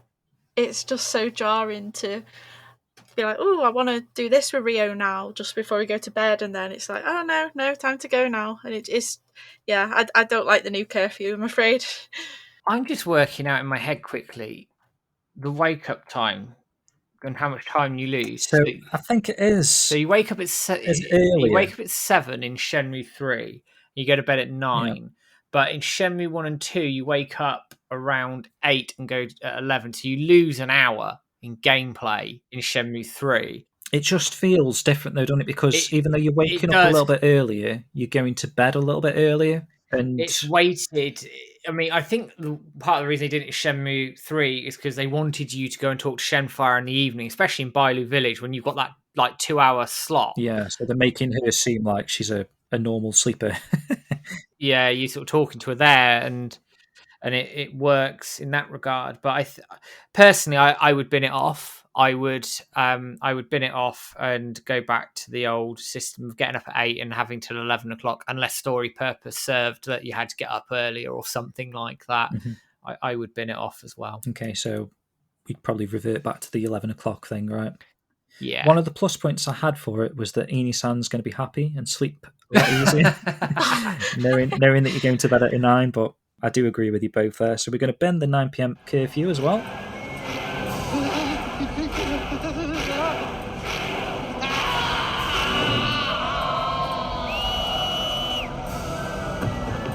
Shobu-chan's a bit of a fun one. Surely no one hates Shobu-chan's, right? So what's your opinion on that? Are we keeping Shobu-chan's in Shenmue 4, or are we going to bin them off for some reason? Oh, you've got to keep them. You've got to keep them. Sorry, I'm straight in there. Sorry. No, you got to keep them. They are addictive. They are fun. The Bailu-chan stuff with the DLC and Battle Rally was excellent. Tie them to some trophies and maybe like some in-game like rewards or something. And Bob's your uncle. Great fun, addictive. And they are nasty bastards to find as well. Some of them are really well hidden. Yeah, keep it all day. Keep it. Straightforward for you, Titch? Oh, yeah. I absolutely love them. I love doing the Shobu-chan hunt. Yeah, same. I think that was a nice, easy one there. Ah, good. Right, we're moving into fighting aspects now of Shenmue 3. So the Rose Garden I'm going to start with. Do you like that kind of a fighting arena aspect where you can go to beat some people up, maybe earn a bit of money at the same sort of time? Just to add a little bit more information for this one for you guys to sort of debate a little bit. I've got 4 points as lots of fights with interesting characters, a nice way to earn money. But the against, which might not be that clear, they sort of start at like weird set times. So sometimes it can be difficult to get it to actually start. I've been there a couple of times and the guy won't let me initiate any sort of fighting. So I've had to sort of come back at a later time. And also you've got that sort of huge no running tunnel to reach it. Depends if that's something that's really going to sway you one side or the other on the Rose Garden. I do quite like the fighting arena aspect because I enjoyed it from Shenmue 2 and how it was a big part of the story where you had to beat those 4 fighters to then, progress and, get through. I can't really remember much of the Rose Garden from Shenmue 3 and I don't recall having any problems with it, but in general terms, I do like the fighting arena aspect. It's something I do find myself taking part in, despite not being a lover of fighting in the games in general, because I'm more driven towards the story. The fact that they can hook me in to the fighting in that way is it's impressive. And what was the reward you got at the end, Matt, if you completed it? Was it like a move? I believe you got a move scroll. I'd have to double check that because I can't remember, but I'm pretty sure you got a move scroll out of it, and I enjoyed it, actually, Rose Garden. I'd absolutely keep the whole Rose Garden dojo type system where you can engage in fights when you want to and not be forced to beat everybody up down the street Yakuza style. I quite enjoyed it. I'd keep it. I think it's a good system. It feeds off the Shenmue 2 idea where you can obviously go and earn money by gambling and fighting varying different degrees of fighters in terms of their styles, which I'd like in Shenmue 4, that maybe they brought some of that element back, but broadly speaking, keep it. Good. Okay, and this might be an easy one then to incorporate into the next one, which is the fighting dance system I've got. So where Ryo goes and sort of try and get a higher sort of dan, can practice his moves with people as well, level up some of his moves, just sort of adds more combat to the game in a sense.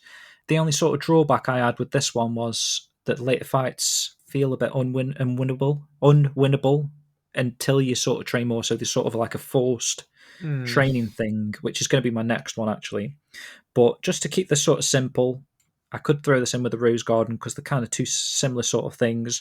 Are we happy to keep the Dan Dojo aspect in as well? I would keep it. Is that the same for you, Titch? Yeah, I do quite like that aspect.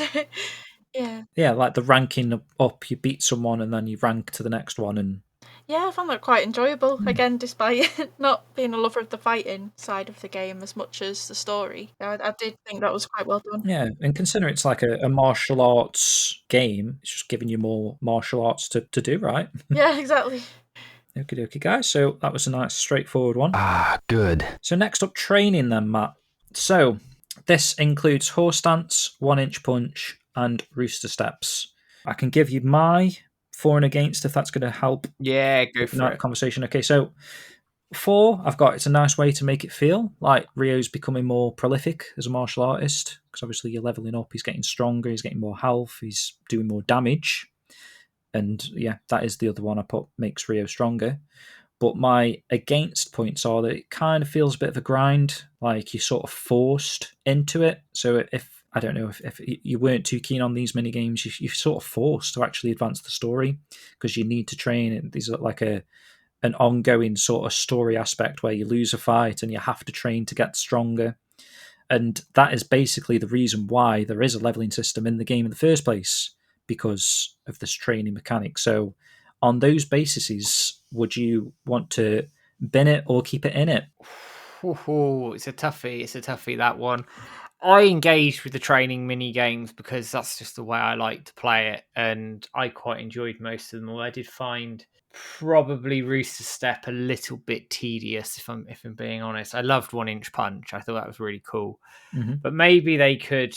I don't know how they could necessarily do this, but like in Yakuza, for example, you don't have to train, but there are games out there that improve your stats.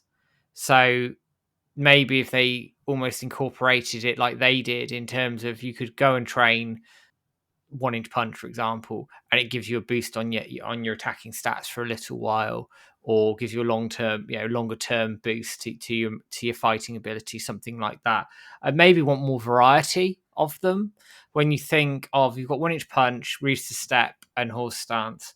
I'd also like, for example, in the first sort of cutscenes you hit to Bailu Village, there's that guy using that wooden dummy thing with all the arms coming out of it.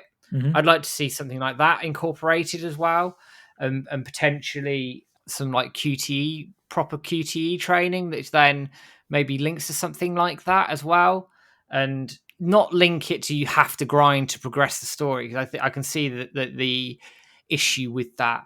But maybe that it allows you to enhance your abilities, unlock moves that you maybe couldn't buy before, couldn't access before, and enhances Ryo's ability, which then allows him to access new tournaments, stronger opponents, those sorts of things. So you're not tying it to the story, but you're tying it to some of the side stuff that might be optional that you might want to engage with, so that you have a base level of that side content which everybody can engage with. But if you go and train, you can fight these harder people who then give you more money, and then you tie it that way, and you make people want to train and sort of build that in a little bit, and have maybe some training element to the story, but it's not wholly reliant on it, and it's actually more tied to side content and some stats progression rather than a barrier to you progressing, if that makes sense. I get what you're saying. I mean, what if we incorporated the leveling system? So the training basically is the leveling system in the game, and I mean it's difficult because it's hard to sort of balance the game then, isn't it? So if you're saying you were going to keep it, and it's going to allow you to do side content where you fight stronger enemies, how is that going to make Ryo, when you get to the end boss, some people are going to experience an easier fight, aren't they? Just because of the sort of leveling system that they implemented. I think they have to be very clever with the system that they use, in that maybe those enemies in the story sort of level up with you. Yeah. So you can literally not train, but beat everybody, and there's a suitable level of challenge around that. But actually, if you do train, that they level up with you, so their attacks are stronger, but also you're more skilled, so then you negate all of that. They have extra moves that they may not use if you were like a level 1, but you're like a level 10. They might use some different moves, different patterns, different strategies, those sorts of things. And so it's reflective of Ryo's ability at the time. Okay, so I'm going to put a caveat on this then, that this current system is the one that we're debating, and you would bin the current system in favour of instead balancing the enemies to scale against Ryo, rather than the enemies are strong from the get-go and Ryo is forced to train to beat them. You'd have it so that everyone is winnable to Ryo at his current level, apart from perhaps some side characters that do require you to be more advanced. Exactly that. Okay. That actually is a really well thought out system. Now that you've simplified it like that, Matt.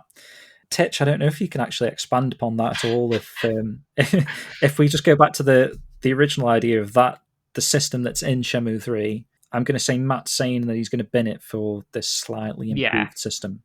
Yeah, I like the sound of Matt's new system. I'm pretty sure when you start the game, you get a choice, don't you, of how difficult the game is, and I'm not sure. Yeah, that's true as well. Yeah, you do get I'm not sure difficulty mode. how that impacts it. In all honesty, in terms of the horse stance and the 1-inch punch, I do enjoy those as like a mini game, but I wouldn't want to be tied down and have to do them as a grind. I don't think I'd like it if it was forced upon me too much. But I suppose we do have the option as well to do some actual fighting and sparring with the people in the dojos. So I don't think I'd bin it, in all honesty, but I do like the idea of Matt's new system because, again, I know I've mentioned it many times, but as someone that prefers the story, for someone who's more inclined in that sense, it'd be nice to have it a bit too easy for those who just want to enjoy the story as opposed to have to constantly fight and train, despite it being a martial arts style game anyway. I'm just I'm just an anomaly, I suppose. No, I do understand. I get both sides there. As mini games, I think they're great actually. Horse stance, 1-inch punch, I had quite a lot of fun with. Rooster steps, like Matt says, not so much. But I will, now that you're both going opposite directions on that one in a sense, I will put it under the bin list on the consensus of what I just said to Matt, is that we can improve it. And I think what we're trying to do with this game is like point out perhaps some things that could be improved, not necessarily completely removed, and it was never a good idea to begin with. I think the training aspect is a really good idea that just needs a little bit more work to perfect it, and in light of that, I'll put it on the bin list. Yeah.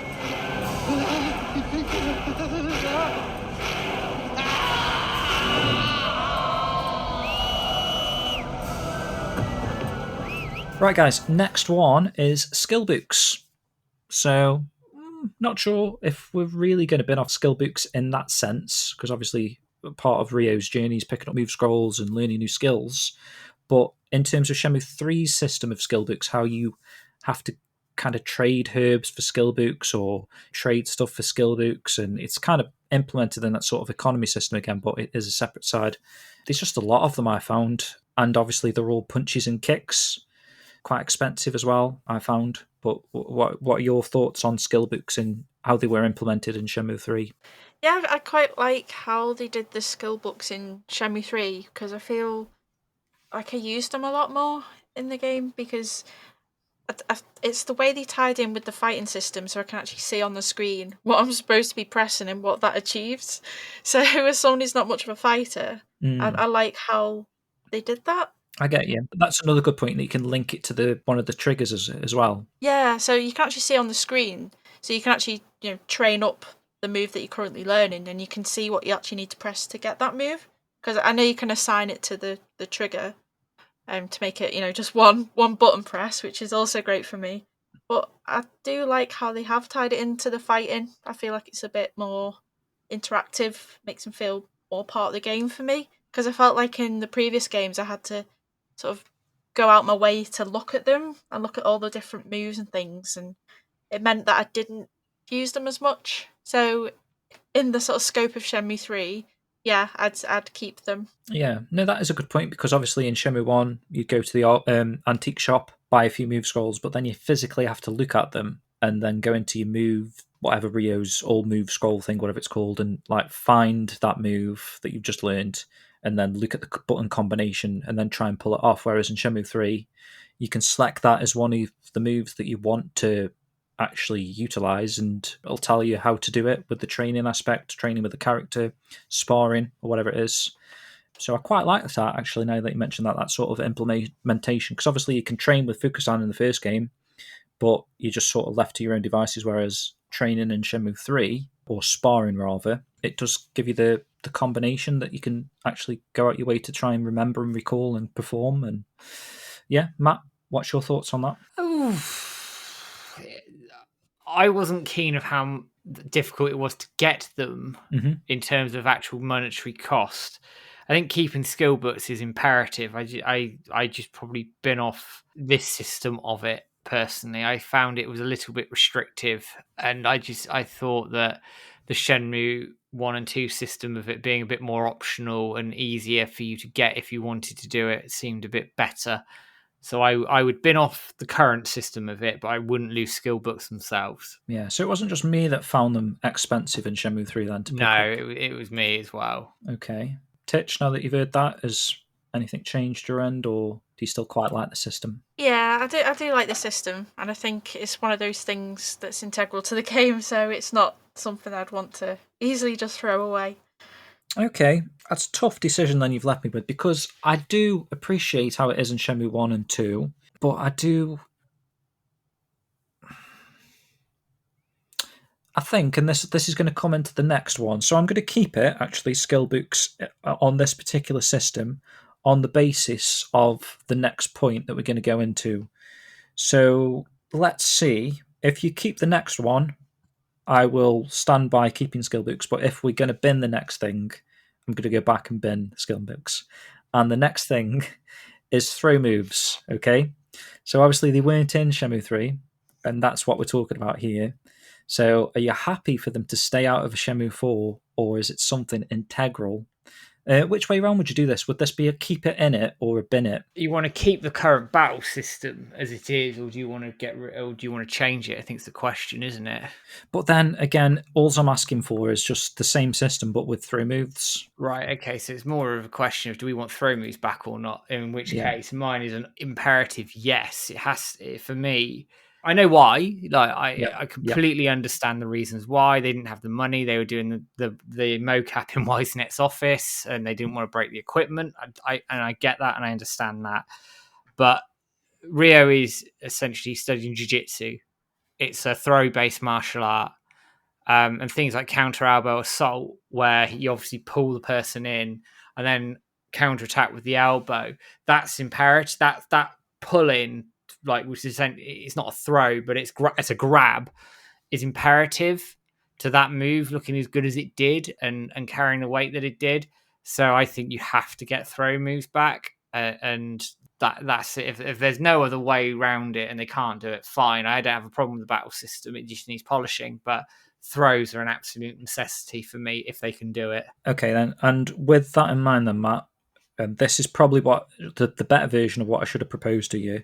The current fighting system, so everything else, the kicks, the punches, the way you dodge, the fighting system basically in Shenmue 3 is exactly the same, but you've now got throw moves in Shenmue 4. Are you happy to keep that? Yeah. Okay. Titch? Yeah, I quite like the fight system in Shenmue 3. And I did feel the major loss of not having the throw moves, because I felt like they bought me some time as a terrible fighter to just, get people on the ground more, to give me a chance to heal a little bit and run away, etc. So, yeah, it was a bit of a gaping hole, I'd say, in Shenmue 3 not having those throw moves. So, yeah, I would like them back.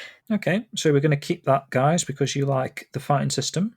Yep. And Matt, you were quite fond of the fighting system anyway, in general, weren't you? It wasn't as bad as people made out. No, it took a while to click, but actually, and I've spent a fair bit of time with it. I find it's good fun, and actually, you can string the combos together really nicely. And I think what sells it short is actually the tutorial doesn't really give you much. And of how to string these moves together and how things flow. Because like some of Rio's kicks, when he hits a right kick, if you then input another kick, he'll then use his left leg for it, and the combinations flow really nicely. And you can make all the moves like link together really well, but it doesn't give you enough of a helping hand to get around that initially. And if it did, I think it probably get a little bit more respect. And the dodging system's really good. You can't just go and batter somebody, because that's not the way it's going to work. You're going to get done in. So you actually have to think about how you attack and wait for openings and dodge and then attack and counter attack. It's got a basis of a very good system in there. It just needed more time. Okay, guys. Well, that's a good one then. So we're going to keep that. Good. And we're going to move on. And this is going to be a bit of a controversial one. Titch, I'm curious. Money barriers. So obviously we've had them previously.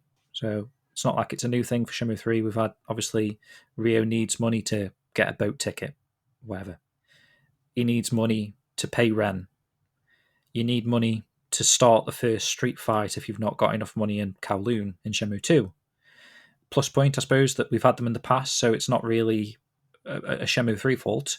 Another plus point, it encourages players to interact with the jobs and the minigames to try and earn more money. Perhaps some people would plough through the story and it just sort of forces them to take a step back and earn a bit of money. But my negatives on this are it can be an unexpected kick in the teeth. Say you've just bought a bloody jacket or something and then all of a sudden you need 500 yuan for a move scroll in the AWU, and it's going to take you a few hours to get that much money. And obviously there is two huge ones in Shenmue 3 that kind of feels like they kind of purposely force the length of the game. I've seen that comment thrown around quite a lot. So, on the basis of what I've just suggested to you, if there was to be money barriers in a future Shenmue game, would that be okay with you? Or do you want to just sack it off now while you've got the chance? I'd be okay with it as long as it wasn't something that felt unattainable or felt like it would take too long to achieve. So I'm for like a reasonable, substantial sum. How do you feel about the ones in Shenmue 3? I think first time I played through, I wasn't aware that I could, cheat to get past those barriers. So it did take me a lot longer, the first playthrough, to actually get past them. The second time I wasn't so bad, knowing that I could, quickly get past them. So this time round, it didn't feel like it had too much of an impact on my gameplay. But I suppose,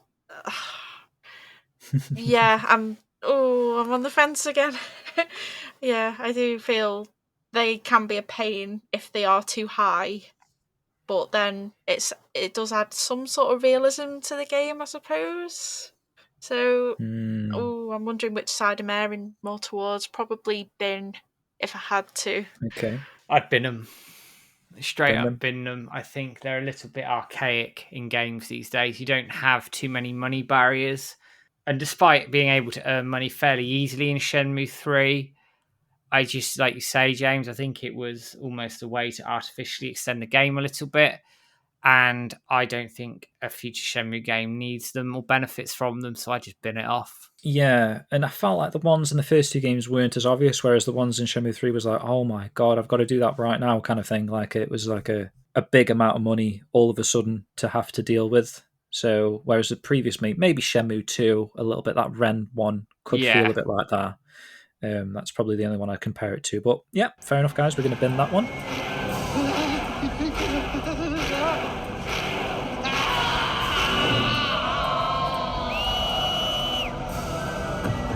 Side quests are next, which I don't know how you guys feel about the side quests. They can be considered quite enjoyable, but hear me out, guys. This is what I've put for for and against. So side quests, you've got plenty of variety. I think there's 10 in Bailu, 15 in Yawu, all with different characters. It's quite fun to help out and actually flesh out some of these underutilized characters and NPCs. But then again, did you feel like they were a bit more natural in the first two Shenmue games? Like you just stumble across a side quest, like the Fang Mei's birthday or something. Whereas in this game, it's, your windows of opportunity aren't very obvious, and it's kind of like when you come across a character that's got a side quest, it's kind of like in your face and these like they've got something for you, big exclamation mark over the head. So I don't know how that feels in terms of like immersion. Immersion. You know what I mean? I don't know if I've explained that. Yeah, well. you have. I think they were a little bit more natural in the first two games. They were, and although it's difficult because they were missable in the first two games for a different reason to Shenmue 3, and they're missable because they're almost time-bound. I guess they were time-bound in Shenmue 1 and 2 to an extent. Yeah, when I was writing that, I felt like they're kind of the same in the first two games. So I suppose not too much is dissimilar. It's just the fact that they feel like side quests in this game, whereas in the first one, it just felt like it was just part of the world. I'd keep side quests, absolutely. Yep. I just think they need to be integrated better into the world, personally, but I'd keep them. And you're happy with this sort of system that we got from Shenmue 3? I don't think it's too dissimilar to some of the Yakuza ones where people grab you as you walk past them, or they say, go here for a side quest, and that's what you do, and it's modern gaming. I can take it. I would rather have a Shenmue 1 system, but I wouldn't bin off what's in Shenmue 3 necessarily. Yeah, because there's quite a lot of side quests that I probably haven't done from the older games because I just missed them. Because I find with Shenmue, the window of opportunity for some of the side quests is so narrow, and there have to be so many prerequisites for them to happen, that there's so much I've probably missed as a result of that. So part of me does like the in-your-face, hello, side quest time. But I don't. Well, yeah, it's just that window of opportunity to get a chance to do them that peeves me. Because if I didn't know that, if I didn't do it there and then, that'll be it then for that playthrough. I'd have to, go back and do it all over again if I wanted to see that. And there is a couple, like I think, like the little boy gives you "Go get me this capsule toy," and you can play you can be playing the game, do a bit of the story, still get the capsule toy and take it back to him, but it was too late because that window of opportunity was earlier in the story and the game didn't really make that clear. And I suppose, again, that could be the same for Shenmue 1. You go back to a character and they're not there anymore. I'm thinking about the old lady at the start of the game, Kami-san, where she'd ask you to find the Yamamotos. If you don't find it within that couple of hours, she's not even in the park, say, the next day. So I suppose Shenmue 3 is a little bit more or less restricted on the time. It's all linked to story progression. I suppose that's always been the case with Shenmue. It's just, I guess, I'm just talking about the in-your-face aspect of Shenmue 3's side quests. Yeah, which I get. You both sound like you're happy, you don't mind. It's not really a deal breaker. Not for me, no. Okay, so we'll keep them. A simplish one. Good. This is a funny one, actually, that I thought about. So I've put it down as twin related characters. So obviously in Shenmue 1, you've got Wang, and you meet his brother in Shenmue 2. Yeah. In Shenmue 2, you've got Dalin, and in Shenmue 3, you meet his brother, Deijing. Okay, I quite like it, to be honest. I quite like that there's a bit of an inside joke there, a bit of an ongoing one. It's a little bit of a comedic effect. But I could also see that there's maybe a negative if they did it again for Shenmue 4. Is it a bit unbelievable that Ryo just keeps bumping into the brothers and sisters of characters that he's already, come across? What are your thoughts on that? Yeah, my thoughts are the same about it being a bit sort of unbelievable and a bit too good to be true in some of the encounters. I mean, if they make sense to the story, if the chance of bumping into this said person is increased because Ryo's in a certain area or a certain communication or link that he's got, then yeah, it's more passable. But when it's just completely random and the chances of that encounter happening are just a bit too out there, then yeah, it sort of takes away from the immersion, I suppose. It's quite hilarious. The first time I came across Deijing, and it was like, I think Rio first clocks him as Dalin, doesn't he? And he says, "Oh no, that's my brother." And it's like you kind of realise there's that thing going on with the Wang. The first time you discovered Wang was in the Yantin apartments, and I don't know. Well, Matt, what's your thought on that? Do you like that? Do you think if you had a Shenmue 4, would you try and incorporate someone's brother or sister, maybe Shilling or something, or maybe someone that was a little bit more? I'd do it. I'd do it because I find it's just a nice little. I mean, Deijing was probably a little bit obvious, I guess, in that. Yeah. Oh, that's Dalin's brother. Whereas actually, it would be a bit better if it was a bit more subtly done, like in Shenmue 2. It's like a little Easter egg that you might find. Yeah. I'm all for it if they do it that way. I suppose you could even like bring in Joy and her knowing Master Chen and Guizhang. Yeah, is that it's a little bit of a big coincidence at the same sort of time, but it kind of works because that was a subtle one that's like kind of more deep in the lore. So is that the sort of thing you're thinking of? Maybe like something for a Shenmue fan to discover rather than you wander into a room and it's a sort of thing that a Shenmue fan would go and find and really dig, but a more casual player wouldn't ever come across it, and that's fine, and that's a nice balance. So you're keeping that sort of I'm keeping it. Yeah, as long as it's not too overt. Yeah, I like subtleties. Okay, we'll keep that one. That was a fun one. Good. Okay, here's a bit of a controversial one, guys. The reusing of music. So, I've put some points here. Let me get this going. So, music is great anyways. I've put it as a 4 point. So, every song they've made has been brilliant. So, it's not like it's an issue that they reuse it. And it also saves money in the budget. However, and this is kind of what we do face in Shenmue 3, some pieces kind of feel a bit out of place. Perhaps not the best track picked in the right location, and also they're playing some iconic pieces that we remember from the first two games in those sort of strange locations, or maybe it's just more obviously out of place because you recognise the music. So in terms of Shenmue 4, are we happy to keep reusing music like that if it helps saves them money, or would you rather them try and make a little bit of space in that budget to come up with some new music to make it feel like Shenmue 4's got its own soundtrack? Do you know what the question is as well, as how much they haven't used already and what's left? Because they might be able to make a soundtrack out of what's left and put something together that way. The difficulty is, I think, with reusing tracks, whether they're old ones that we haven't heard yet or ones that we have heard yet, is are they going to fit what they're trying to do? Because the music in Shenmue 1 and 2 was written for those scenes. It was written for that story beat or whatever it is. So I think they carried more weight because of what they were and where they were.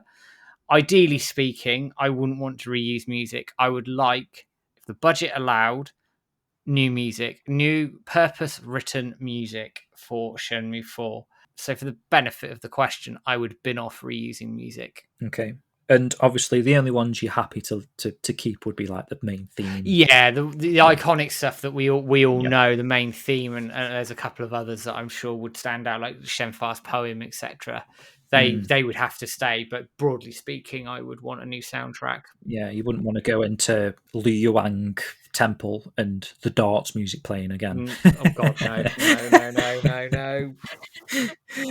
Titch, what's your thoughts on them reusing music? Yeah, same as Matt.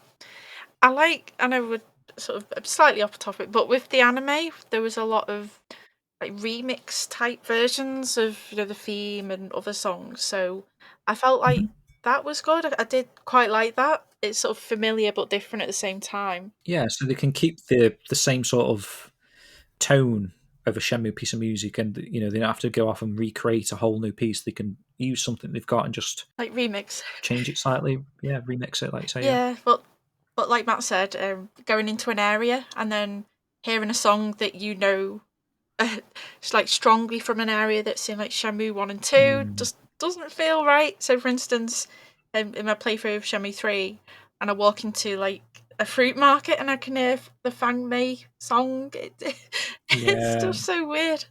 So yeah, I feel more towards the idea of having new music, but I wouldn't mind like the theme tune or like Shenhua's theme sort of remixed. Yeah, that makes sense. So we're going to bin reusing music, barring obviously the main themes of the characters or whatever that you would expect in the game. Yes.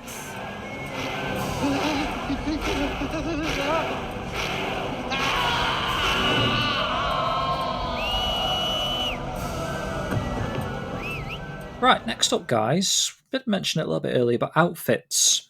So obviously there are some quite great outfits in the game. You've got those Sukajan type jackets that Ryo can buy from the shops or win from the fishing tournament, etc.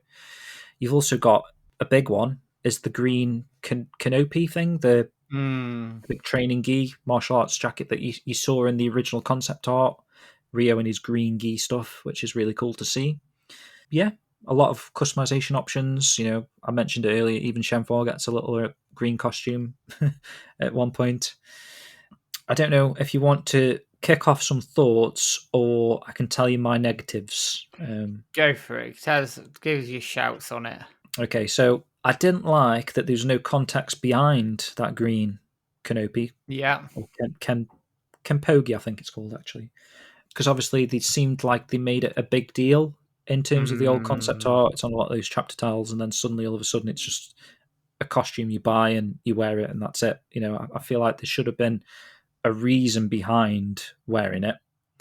And also you got some fourth wall breaking items of clothing, like t-shirts that say Shenmue 3 on, a picture of the Hotel Niawu lady or something, which is it's cool, but it is a bit fourth wall breaking.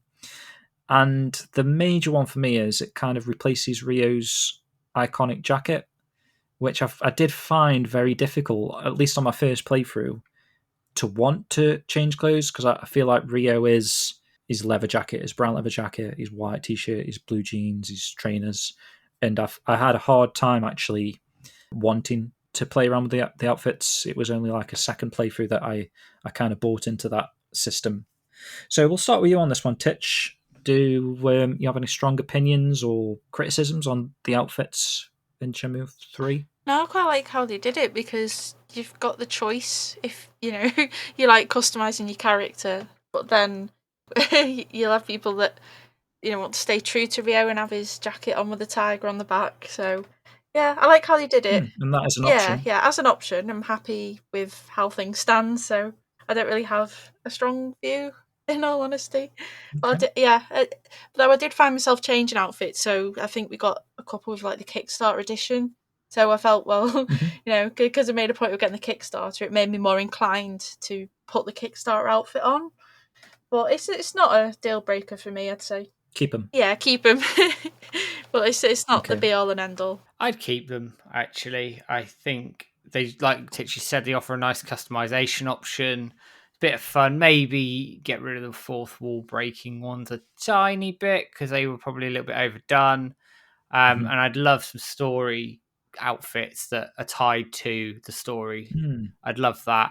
But broadly speaking, yeah, absolutely keep them. Yeah. Okay, guys. Yeah, I agree with that. Yeah, basically that green outfit, I just think it would have been much better if maybe it was forced on Ryo, but because Grandmaster Son, or whatever his name was, Yeah. told you to wear it, and that was like the reason why Rio's seen in it in the original concept art and all that sort of stuff. And it wasn't just like a win it on a big wheel and wear it type of outfit. Yeah.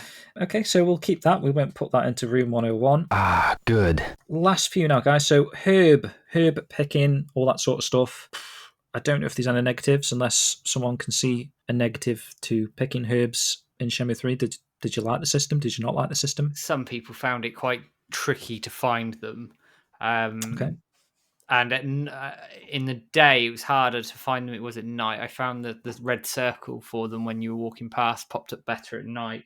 I'd keep it, though. I quite enjoyed it, found it quite therapeutic. I'd do it again quite happily. And it was quite linked quite nicely to getting money quite quickly. That was a quick way to earn money. And I think they should carry it through with Shenmue 4 and have that straight money earning option. So I'll keep it. Yeah, got nothing else to add. I was probably going to say exactly the same thing as Matt. I like the the therapeutic aspect, and get to really hone in on the details of the game and things as I go looking for them. So yeah, nothing new. Yeah, I quite liked it as well. I think, like you say, it's made more sense in Bailu than Niawu, but as a system, I quite enjoyed picking herbs, and yeah, it's a good way of earning money as well if you don't want to do gambling, so it's a bit more option and variety there. Ah, good. Next one, phone conversations. Do we want to see these again? Obviously, these were kind of implemented for Shenmue 3 as, I guess, fans wanted to speak to old characters or see certain old characters again, and this was like a way of sort of giving those people what they wanted. Obviously, you did have the extra international phone card as part of the Kickstarter, which obviously it's a shame that people, perhaps newcomers to the series or people that invest into the series and the lore now, won't be able to get those conversations because they are kind of locked to the Kickstarter backers. I mean, that was a nice sort of thing for Kickstarter backers at the time, but in 2023, having that someone picks up Shenmue 3, they can't experience those phone conversations, of which we discovered the other day in your stream, Titch. Some of them are quite lore heavy, actually, which, they're really well executed, I thought, the telephone conversations. Another negative, possibly the fact that they've had to change a few of the voice actors, so like your Nozomi doesn't really sound like Nozomi. Joy, I found to be quite strange, even though it was Liesl Wilkerson voicing it. I found like that particular conversation, she was a little bit too aggressive towards Rio. But yeah, other than that, has anyone got any other opinions on the phone conversations? Is it something that you kind of want to continue into a Shenmue 4 Rio, to being able to pick up a phone and dial Goro, for instance? I'd do it. I'd like the option of it. I thought, like you say, they add a bit of lore. Obviously, it keeps Rio in touch with home and the people that are worried about him. If it's done right and done in a way that expands some characterization of the previous characters and shows a bit of Rio's personality, obviously he goes through his journey. I'm all for it. It's an optional thing anyway in Shenmue 3. So why not do it in 4 the exact same way and just maybe expand upon it? Keep it. Mm-hmm. Titch, did you enjoy the phone conversations? Yeah, I did, but I did find it jarring with having different voice actors. But yeah, I suppose it's availability, isn't it, and things like that. So that's something you can't really control. But I did like the aspect of it. But I think personally, I would like to see some of those characters again instead. But I'll take it as an all else fails option.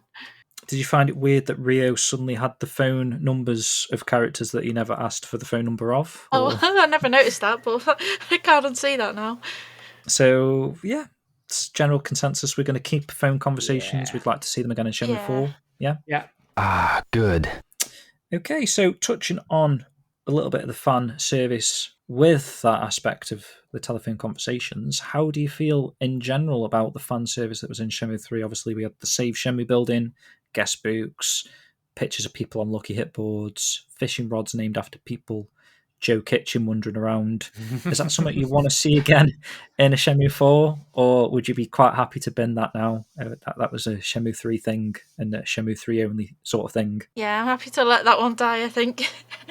Yeah, because if we have to go through all that again for Shenmue 4 and then have all those sorts of places in the game again, I don't know, it'll feel a bit too distracting from the game, I suppose. I did like it though, like having those, trying to find your name in the book and all that sort of thing, and yeah, I did like that once, but I think now I'd rather take things a bit more seriously.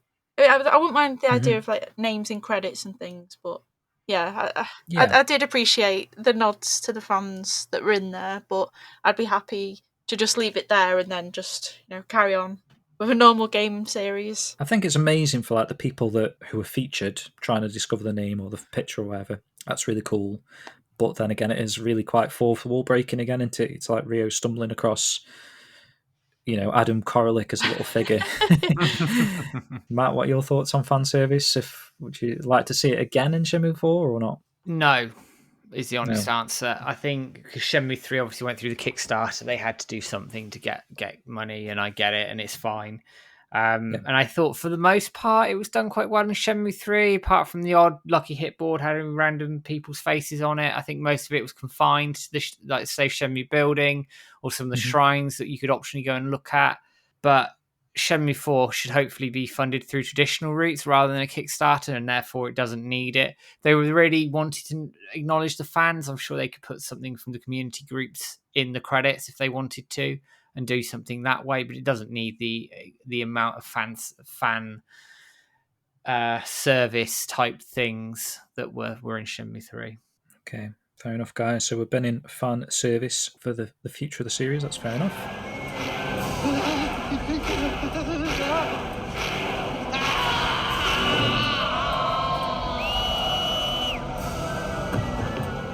And the last one, I mean, there may be more features and stuff that I didn't think of in this list, and I'm happy to take on some more, guys, but I feel like we're pretty thorough with everything we've gone through here. But the last one is the DLC itself.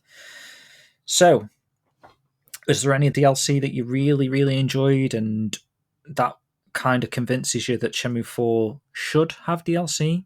I don't really know what the question is here, is whether or not Shenmue 4 is a complete game and any DLC would feel like it was already in, or do you like the idea that they could end up working on some extra content? I mean, I'm thinking of some of the good stuff from the DLC. Personally, for me, was like the Bailu Hunt. Yeah. The Battle Rally stuff was amazing because that was like a whole different sort of gameplay aspect. Perhaps not so much the boat, and the Chawan Sign stuff wasn't as good. Well, I was thinking like the Zhang stuff, the Chawan Sign DLC, is that canon? Because a lot of people didn't play it, but is it still canon? Wow. It was blatantly something they shoehorned off, for DLC. I think it was originally part of Niawu anyway, and they just shoehorned it off. But it depends. I think DLC is an unfortunate evil in gaming these days. I don't think you ever get a game that's complete these days, quite frankly. It depends what they did with it. I think DLC's here to stay, and I'm keeping it on the basis I don't think we really got a choice. But I'd rather the story content, the main story content, it is complete. I'm not against having some new side content, maybe some side playable character content. For example, when you think of Lost Judgment and Judgment, you can play as Kaito-san, for example. That's a big piece of DLC, so you do some stuff with him. But it's linked to the main story, but it doesn't matter if you don't play it. That's the sort of thing I could see working well in a Shenmue 4. The Battle Rally thing was a genius DLC for me. Really enjoyed that. That was worth every penny. The story one was fine. The boat stuff I thought was the worst one by a country mile, and quite frankly, I didn't see the point.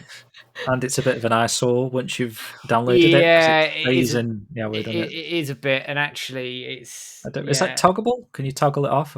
You can on Steam. I think you can uninstall it, but I don't know about Epic so much. And obviously, not everyone gets to experience that DLC. Like you say, if the Yuanda Zoo Zhang stuff was part of the story originally, and then it's stripped out for DLC, probably more people than not that didn't experience that, right? So is that a negative? Is that something that I know you're trying to say that DLC's here to stay, but thinking of Shenmue 4, if it had the option, and then again at the same sort of time, it could be an extra little income earner. It's a difficult one, which is why I've proposed it to you guys. Matt, were you binning DLC or keeping it? I think you were keeping it, right? Keeping it. Okay, Titch. Yeah, it feels like a necessary evil DLC nowadays, doesn't it?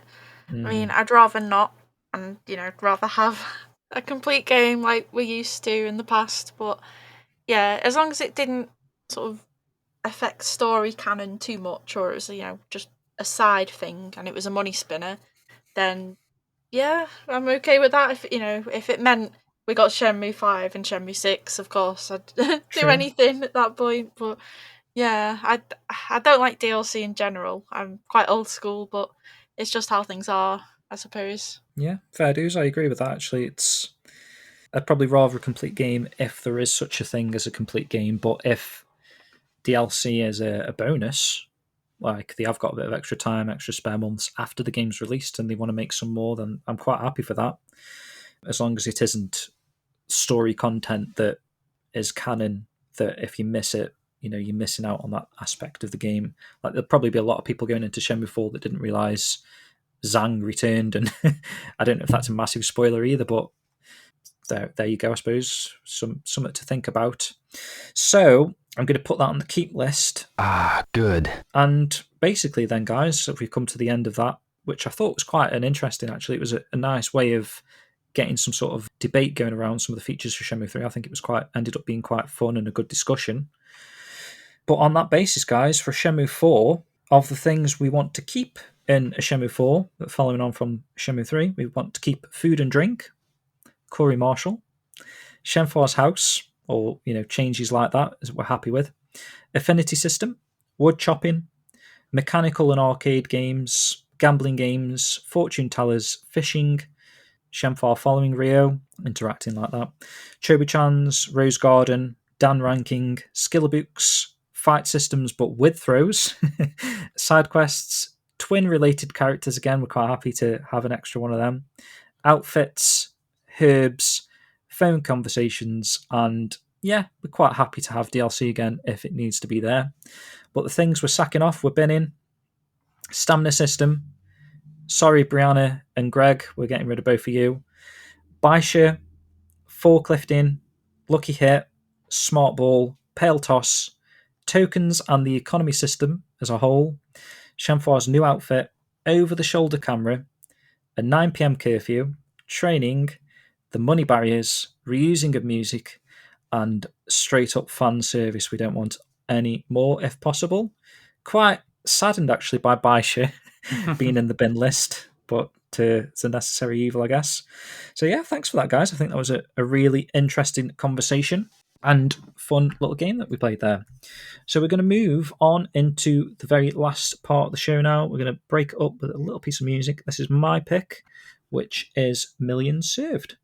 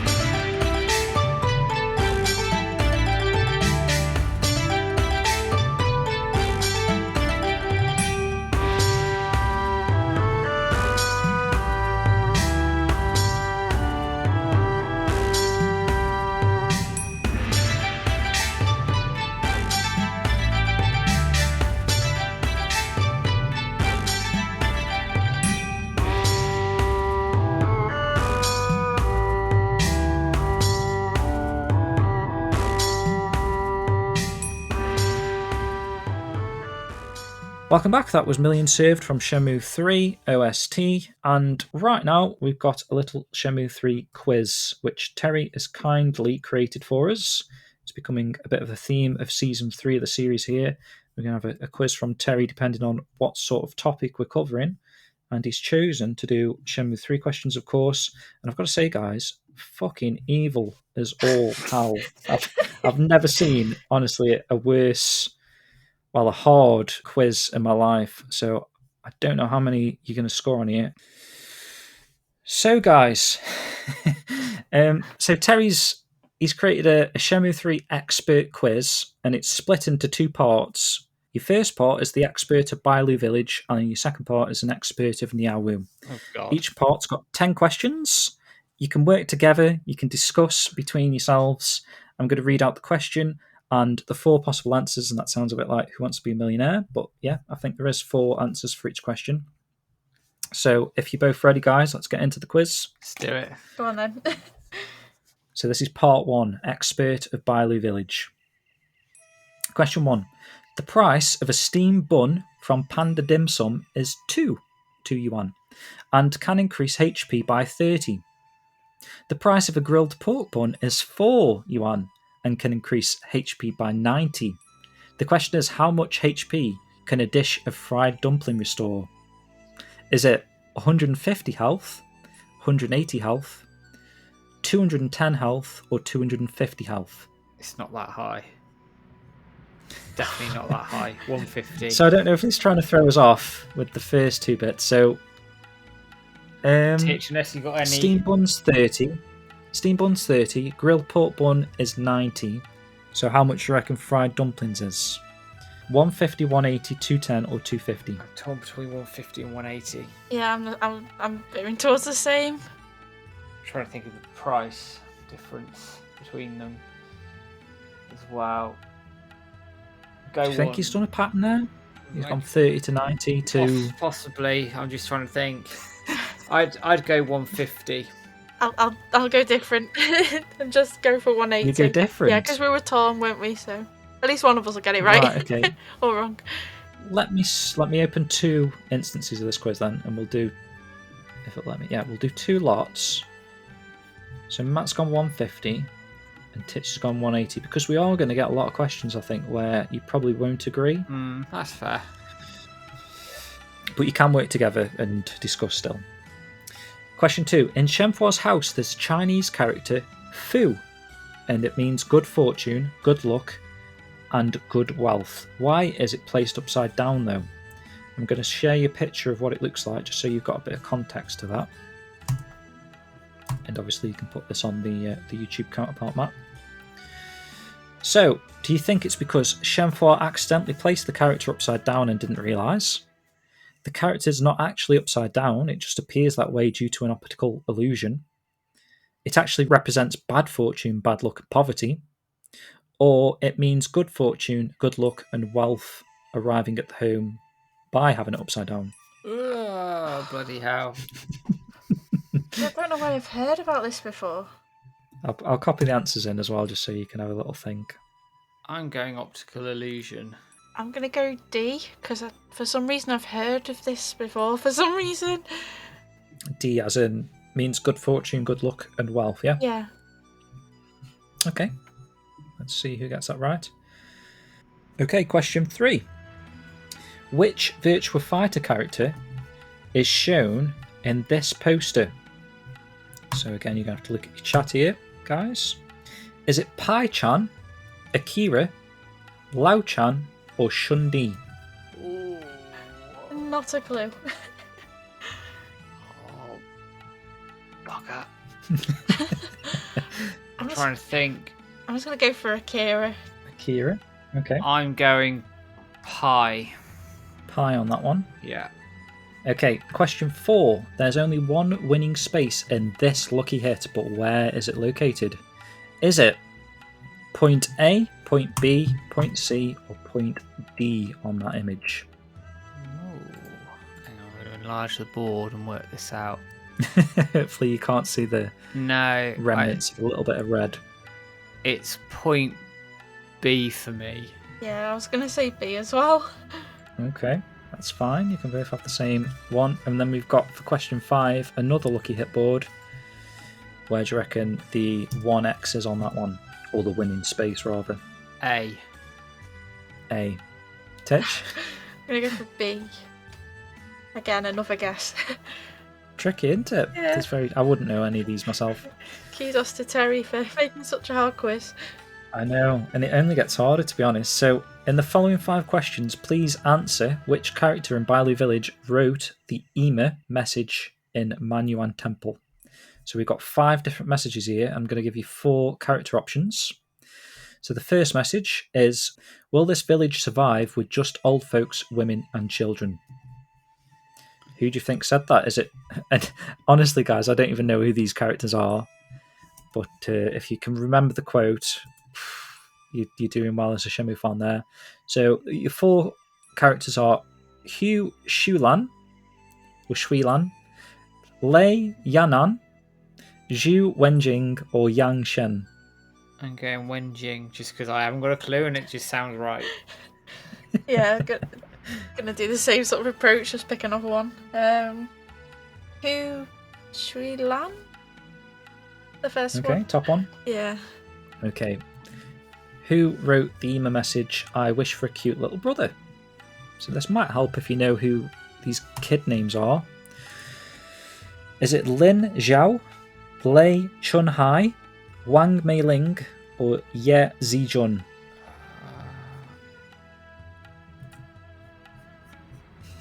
I'm just gonna go for Wang Meiling. And I'm going to go with Lin Zhu. Lin, do you reckon that's the little girl, Rin, or whatever? Rin, Lin, because Lin's the little girl who's drawing the drawing in the floor. floor. Okay, Yeah. could Anyway. make sense, I suppose. I pray no disasters befall the village. Who do you think wrote that one? Is it Chen Yuxing, Shi Yu Ye, Kong Mei, or Su Wenshu? Kong Mei is the old lady, I think, right? The grandma. Yeah, Kong Mei's the one who owns the shop with the Kung Fu movie Yeah, history. Kong Mei Goods or whatever. Sue, is that Master Sue with the pipe or not? Yeah. Okay. I don't know the other two, if I'm being honest. I will go Sue just because.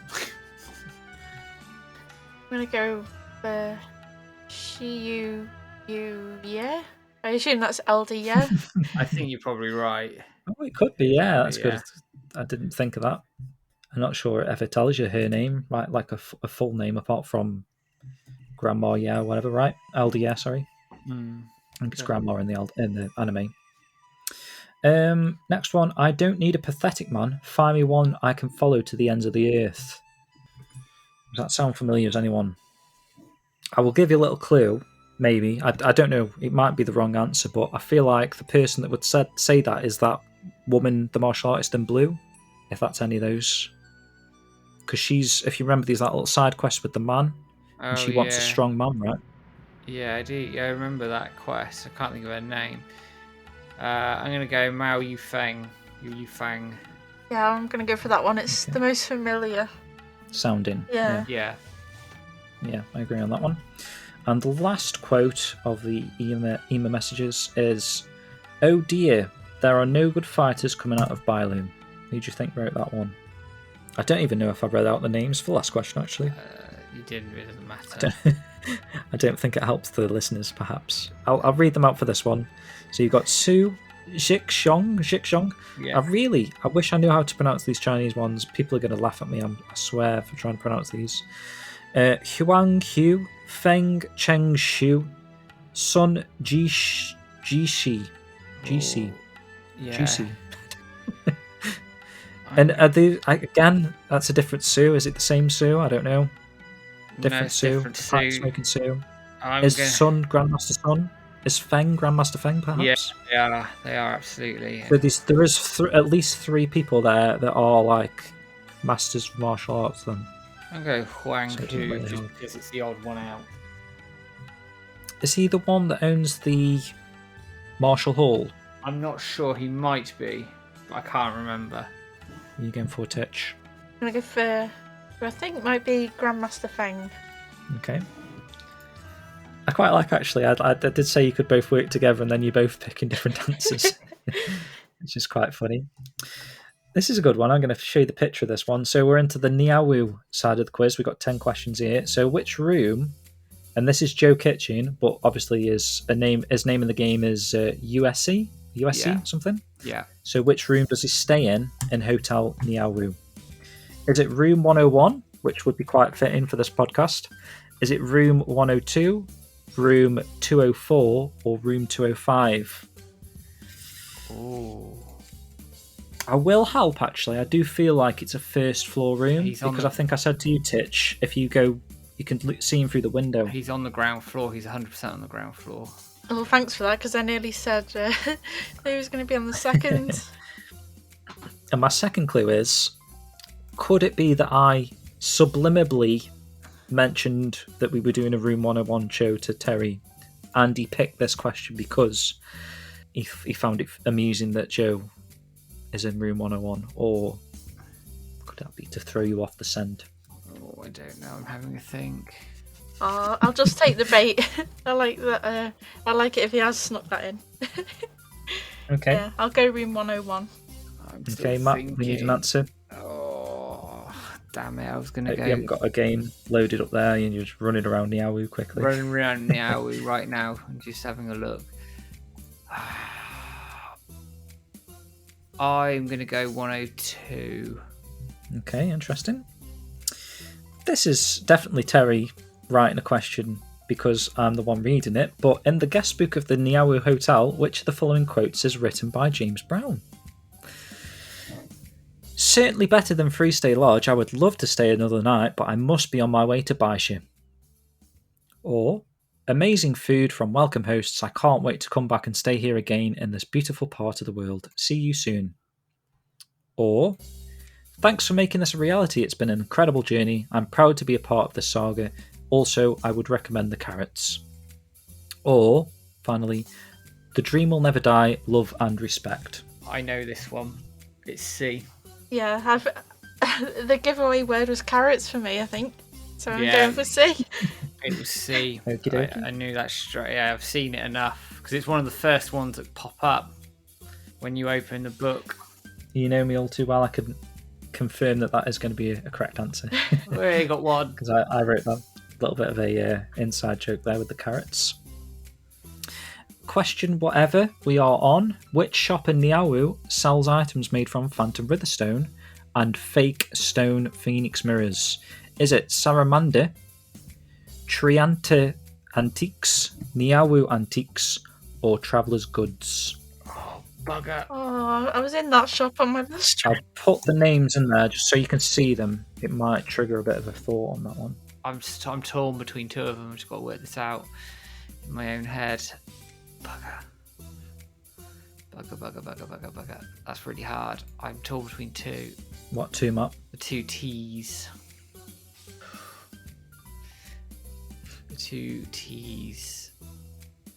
I'll tell you what would help in this instance is a loading screen, right? That could have been one that I could have put on the list of the Remo 101s. What do you think about loading screens? Obviously, Shenmue 3 does out with them. You just walk into a shop. Yeah, it does, doesn't it? Oh. Right, I need an answer from you guys, otherwise I feel like you're Googling. I'm going... I'm not, I I'm going promise. to go Trianta, whatever it is. Because that's the one that stood out for me first. Okay, Titch? Yeah, the two I vaguely remember are Saramanda and Traveller's Goods. But I'm going to go for Traveller's Goods. I don't think it's right, though. I feel like they're probably all shops in Shenmue 3. I think they are, actually. Traveller's Goods is definitely one, and I think Niawu Shop Antiques is definitely a shop. Next question. Which of the following market stands is not in Niawu Harbour? Is it Niawu Porcelain, the Tea Room, Every Last Drop, or the Fruit Basket? So obviously Niawu Harbour's a little bit at the bottom where the docks are, the Beijing's located with the forklifting, so that's sort of an area. Which of the following market stands is not available there? Can you remember the names of those shops? I'm going the Fruit Basket. I go the Tea Room. The Tea Room. Okie dokie. And similar sort of question, which of the following market stands is not in Vendor Avenue? So emphasis on the word not there. Is it the red pepper, delish dumplings, the bird cage, or egg tart?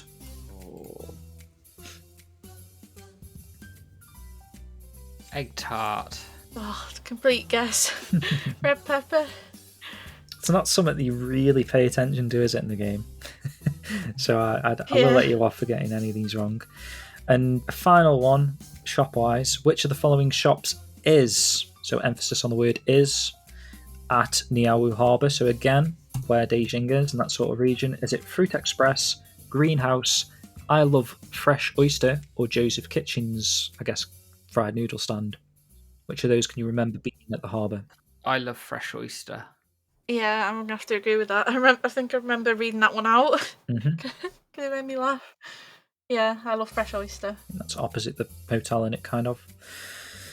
I don't know what question number we're on here, guys, but I suppose it doesn't really matter. So we've got a lucky hit stand question for you here. And this is obviously in Niaowu. And it's a picture of someone. I'm not 100% who the picture of that person is. But which space is in this lucky hit stand? Which is the winning one? No idea. C, just because I fancy C. D. D. Fair enough. Okay, next, the price of a steam bun from Crazy Dim Sum is 3 and can increase HP by 60. The price of a dish of raw oyster is 15 and can increase HP by 390. How much HP can a chicken thigh meat restore? Is it 600, 900, 1000, or 1500? I don't think the first two parts of the question really help. 600. 600? 600. Yeah, I'm going for 600 as well. Okay. Last two questions. Who runs the martial arts shop Muran Yard? Is it Ting Chen Xian, Duo Jiao Dio Jiao Shun, Long Yun Meng, Liang Ren Yong Long? D, just because I can.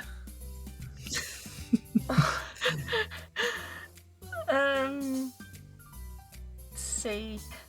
Okay. So just to elaborate, Matt's gone for Liang Ren Long and Titch has gone for Long Yun Meng. Okay.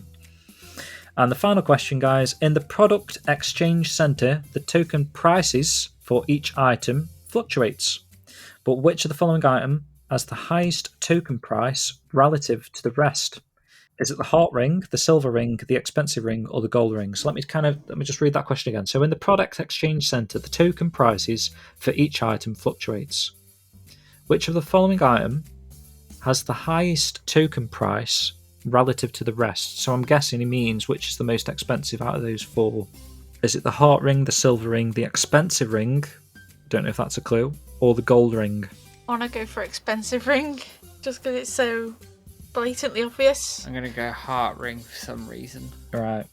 I'm going to submit these answers, guys. And Matt, your score is 7 out of 20. That's awful. Okay. Titch, your score, do you think you've done better or worse than Matt? Oh, it has to be worse, surely. Well, you might be surprised to find that you've done better with 11 out of 20. Very well done. So Titch is the Oh Shenmue my 3 God. champion of the world, possibly, because, well, you're the only two people that have participated in this quiz so far, so someone could do better than that, I suppose. But yeah, let's just run through the questions. So the fried dumplings is 210 health restores. I think one of you said 180, one of you said 150, so it was 210. Titch got the Chinese character. It does mean that it means good fortune, good luck by being upside down.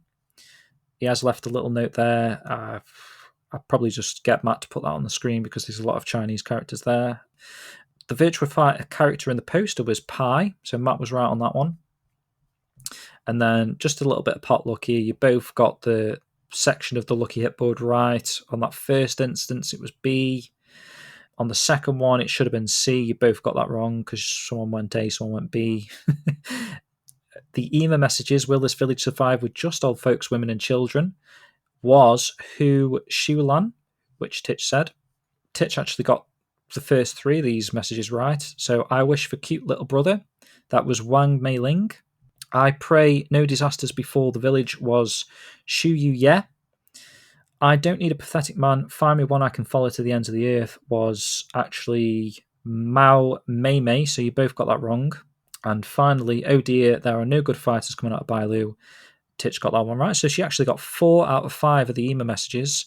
It was Feng Cheng Shu. Wow. Nicely done. So Matt got, in the Bailu Village section, 2 out of 10. Titch got 6 out of 10. Fairly respectable. And for Niawu, Matt got 5 out of 10 and Titch got 5 out of 10. So it's literally 4-point difference, which is correct. So the room that Joseph Kitchen stays in is 101. So it was quite well designed, going on the basis of the show theme. The guest book, you got both of that right. That was my message about the carrots. The Phantom Riverstone and Phoenix Mirror Shop was actually Trianta Antiques, or however you pronounce that. So Matt was right in that instance. The Fruit Basket, Matt was right. There wasn't a shop in Niawu Harbour. Delish Dumplings is the shop that wasn't in Venda Avenue. The shop that was at Niawu Harbour, you both got that right. That was I Love Fresh Oyster. The Lucky Hit Board of the Face, that no one really knew who that was. You both got that wrong. It was B. 600 health, you both got that right for the chicken thigh meat. That's how much health it restores. Who runs the martial arts shop Murin Yard? Titch was right with Long Yun Meng. And finally, you were both wrong with the ring. It was actually the gold ring was the most expensive out of those 4 relative to the rest. So, yeah, I guess thank you very much for that insanely hard quiz, Terry. Bloody ridiculously hard. It was a bit, maybe a little bit too hard, Terry. You might want to dial it back a touch next time around. But if you do want to have a go at that quiz, like I say, I should have probably said this before we started the quiz, but there is a link in the show notes below. You can have a go before Matt and Titch give their answers. Obviously, we're now on after that, but the thought was there, I suppose. So that's it, guys. We've come to the end of the show. A little bit of housekeeping. Matt, if you can sum up Shenmue Dojo, where to find us and all that sort of stuff, because I feel like you do it really well. And then Titch, if you can follow that with where people can find you. Obviously, you stream on the dojo. Just give a little bit of information on all of those different outlets. Quality. Yep, so Shenmue Dojo, you must know where we are by now. You can find us over on Twitter at Shenmue_Dojo, on Facebook, Shenmue Dojo, YouTube, Shenmue Dojo VOD, Twitch is Shenmue Dojo, Instagram, you've probably guessed it by now, Shenmue Dojo. We're everywhere. Give us a like, share, subscribe, all the rest of it. We are approaching 10,000 followers over on Twitter, so the last push to the 10,000 will be amazing because we've got some good competitions lined up for it when we get there. But thank you guys, as always, for dropping in on the content. It is much appreciated. Yes, you can find my stuff on titchlife.com. I have Shenmue content on my YouTube channel. I also write blog posts now and again when I get time. I have written 2 on Shenmue. And I also make Shenmue-inspired crafting content in my shop. And that's titchlive.com? Yep, you can find everything there. That's the easiest way. And obviously Titch streams for the dojo, what is it now? Every other Thursday rather, at 6 p.m? Yeah, that's it. Potentially find that. Just keep an eye on the socials to see when Titch goes live. So yeah, with all that said, guys, thanks very much for listening to yet another show, another one in the pipeline, done and dusted. Hope you all enjoyed that particular episode. It's quite fun to actually record, that one was. And we're going to end with your song choice, Matt. And the song I have chosen is To the Final Battlefield. Great stuff, guys. See you all on the next one. Take it easy, have a good one. Take care, guys.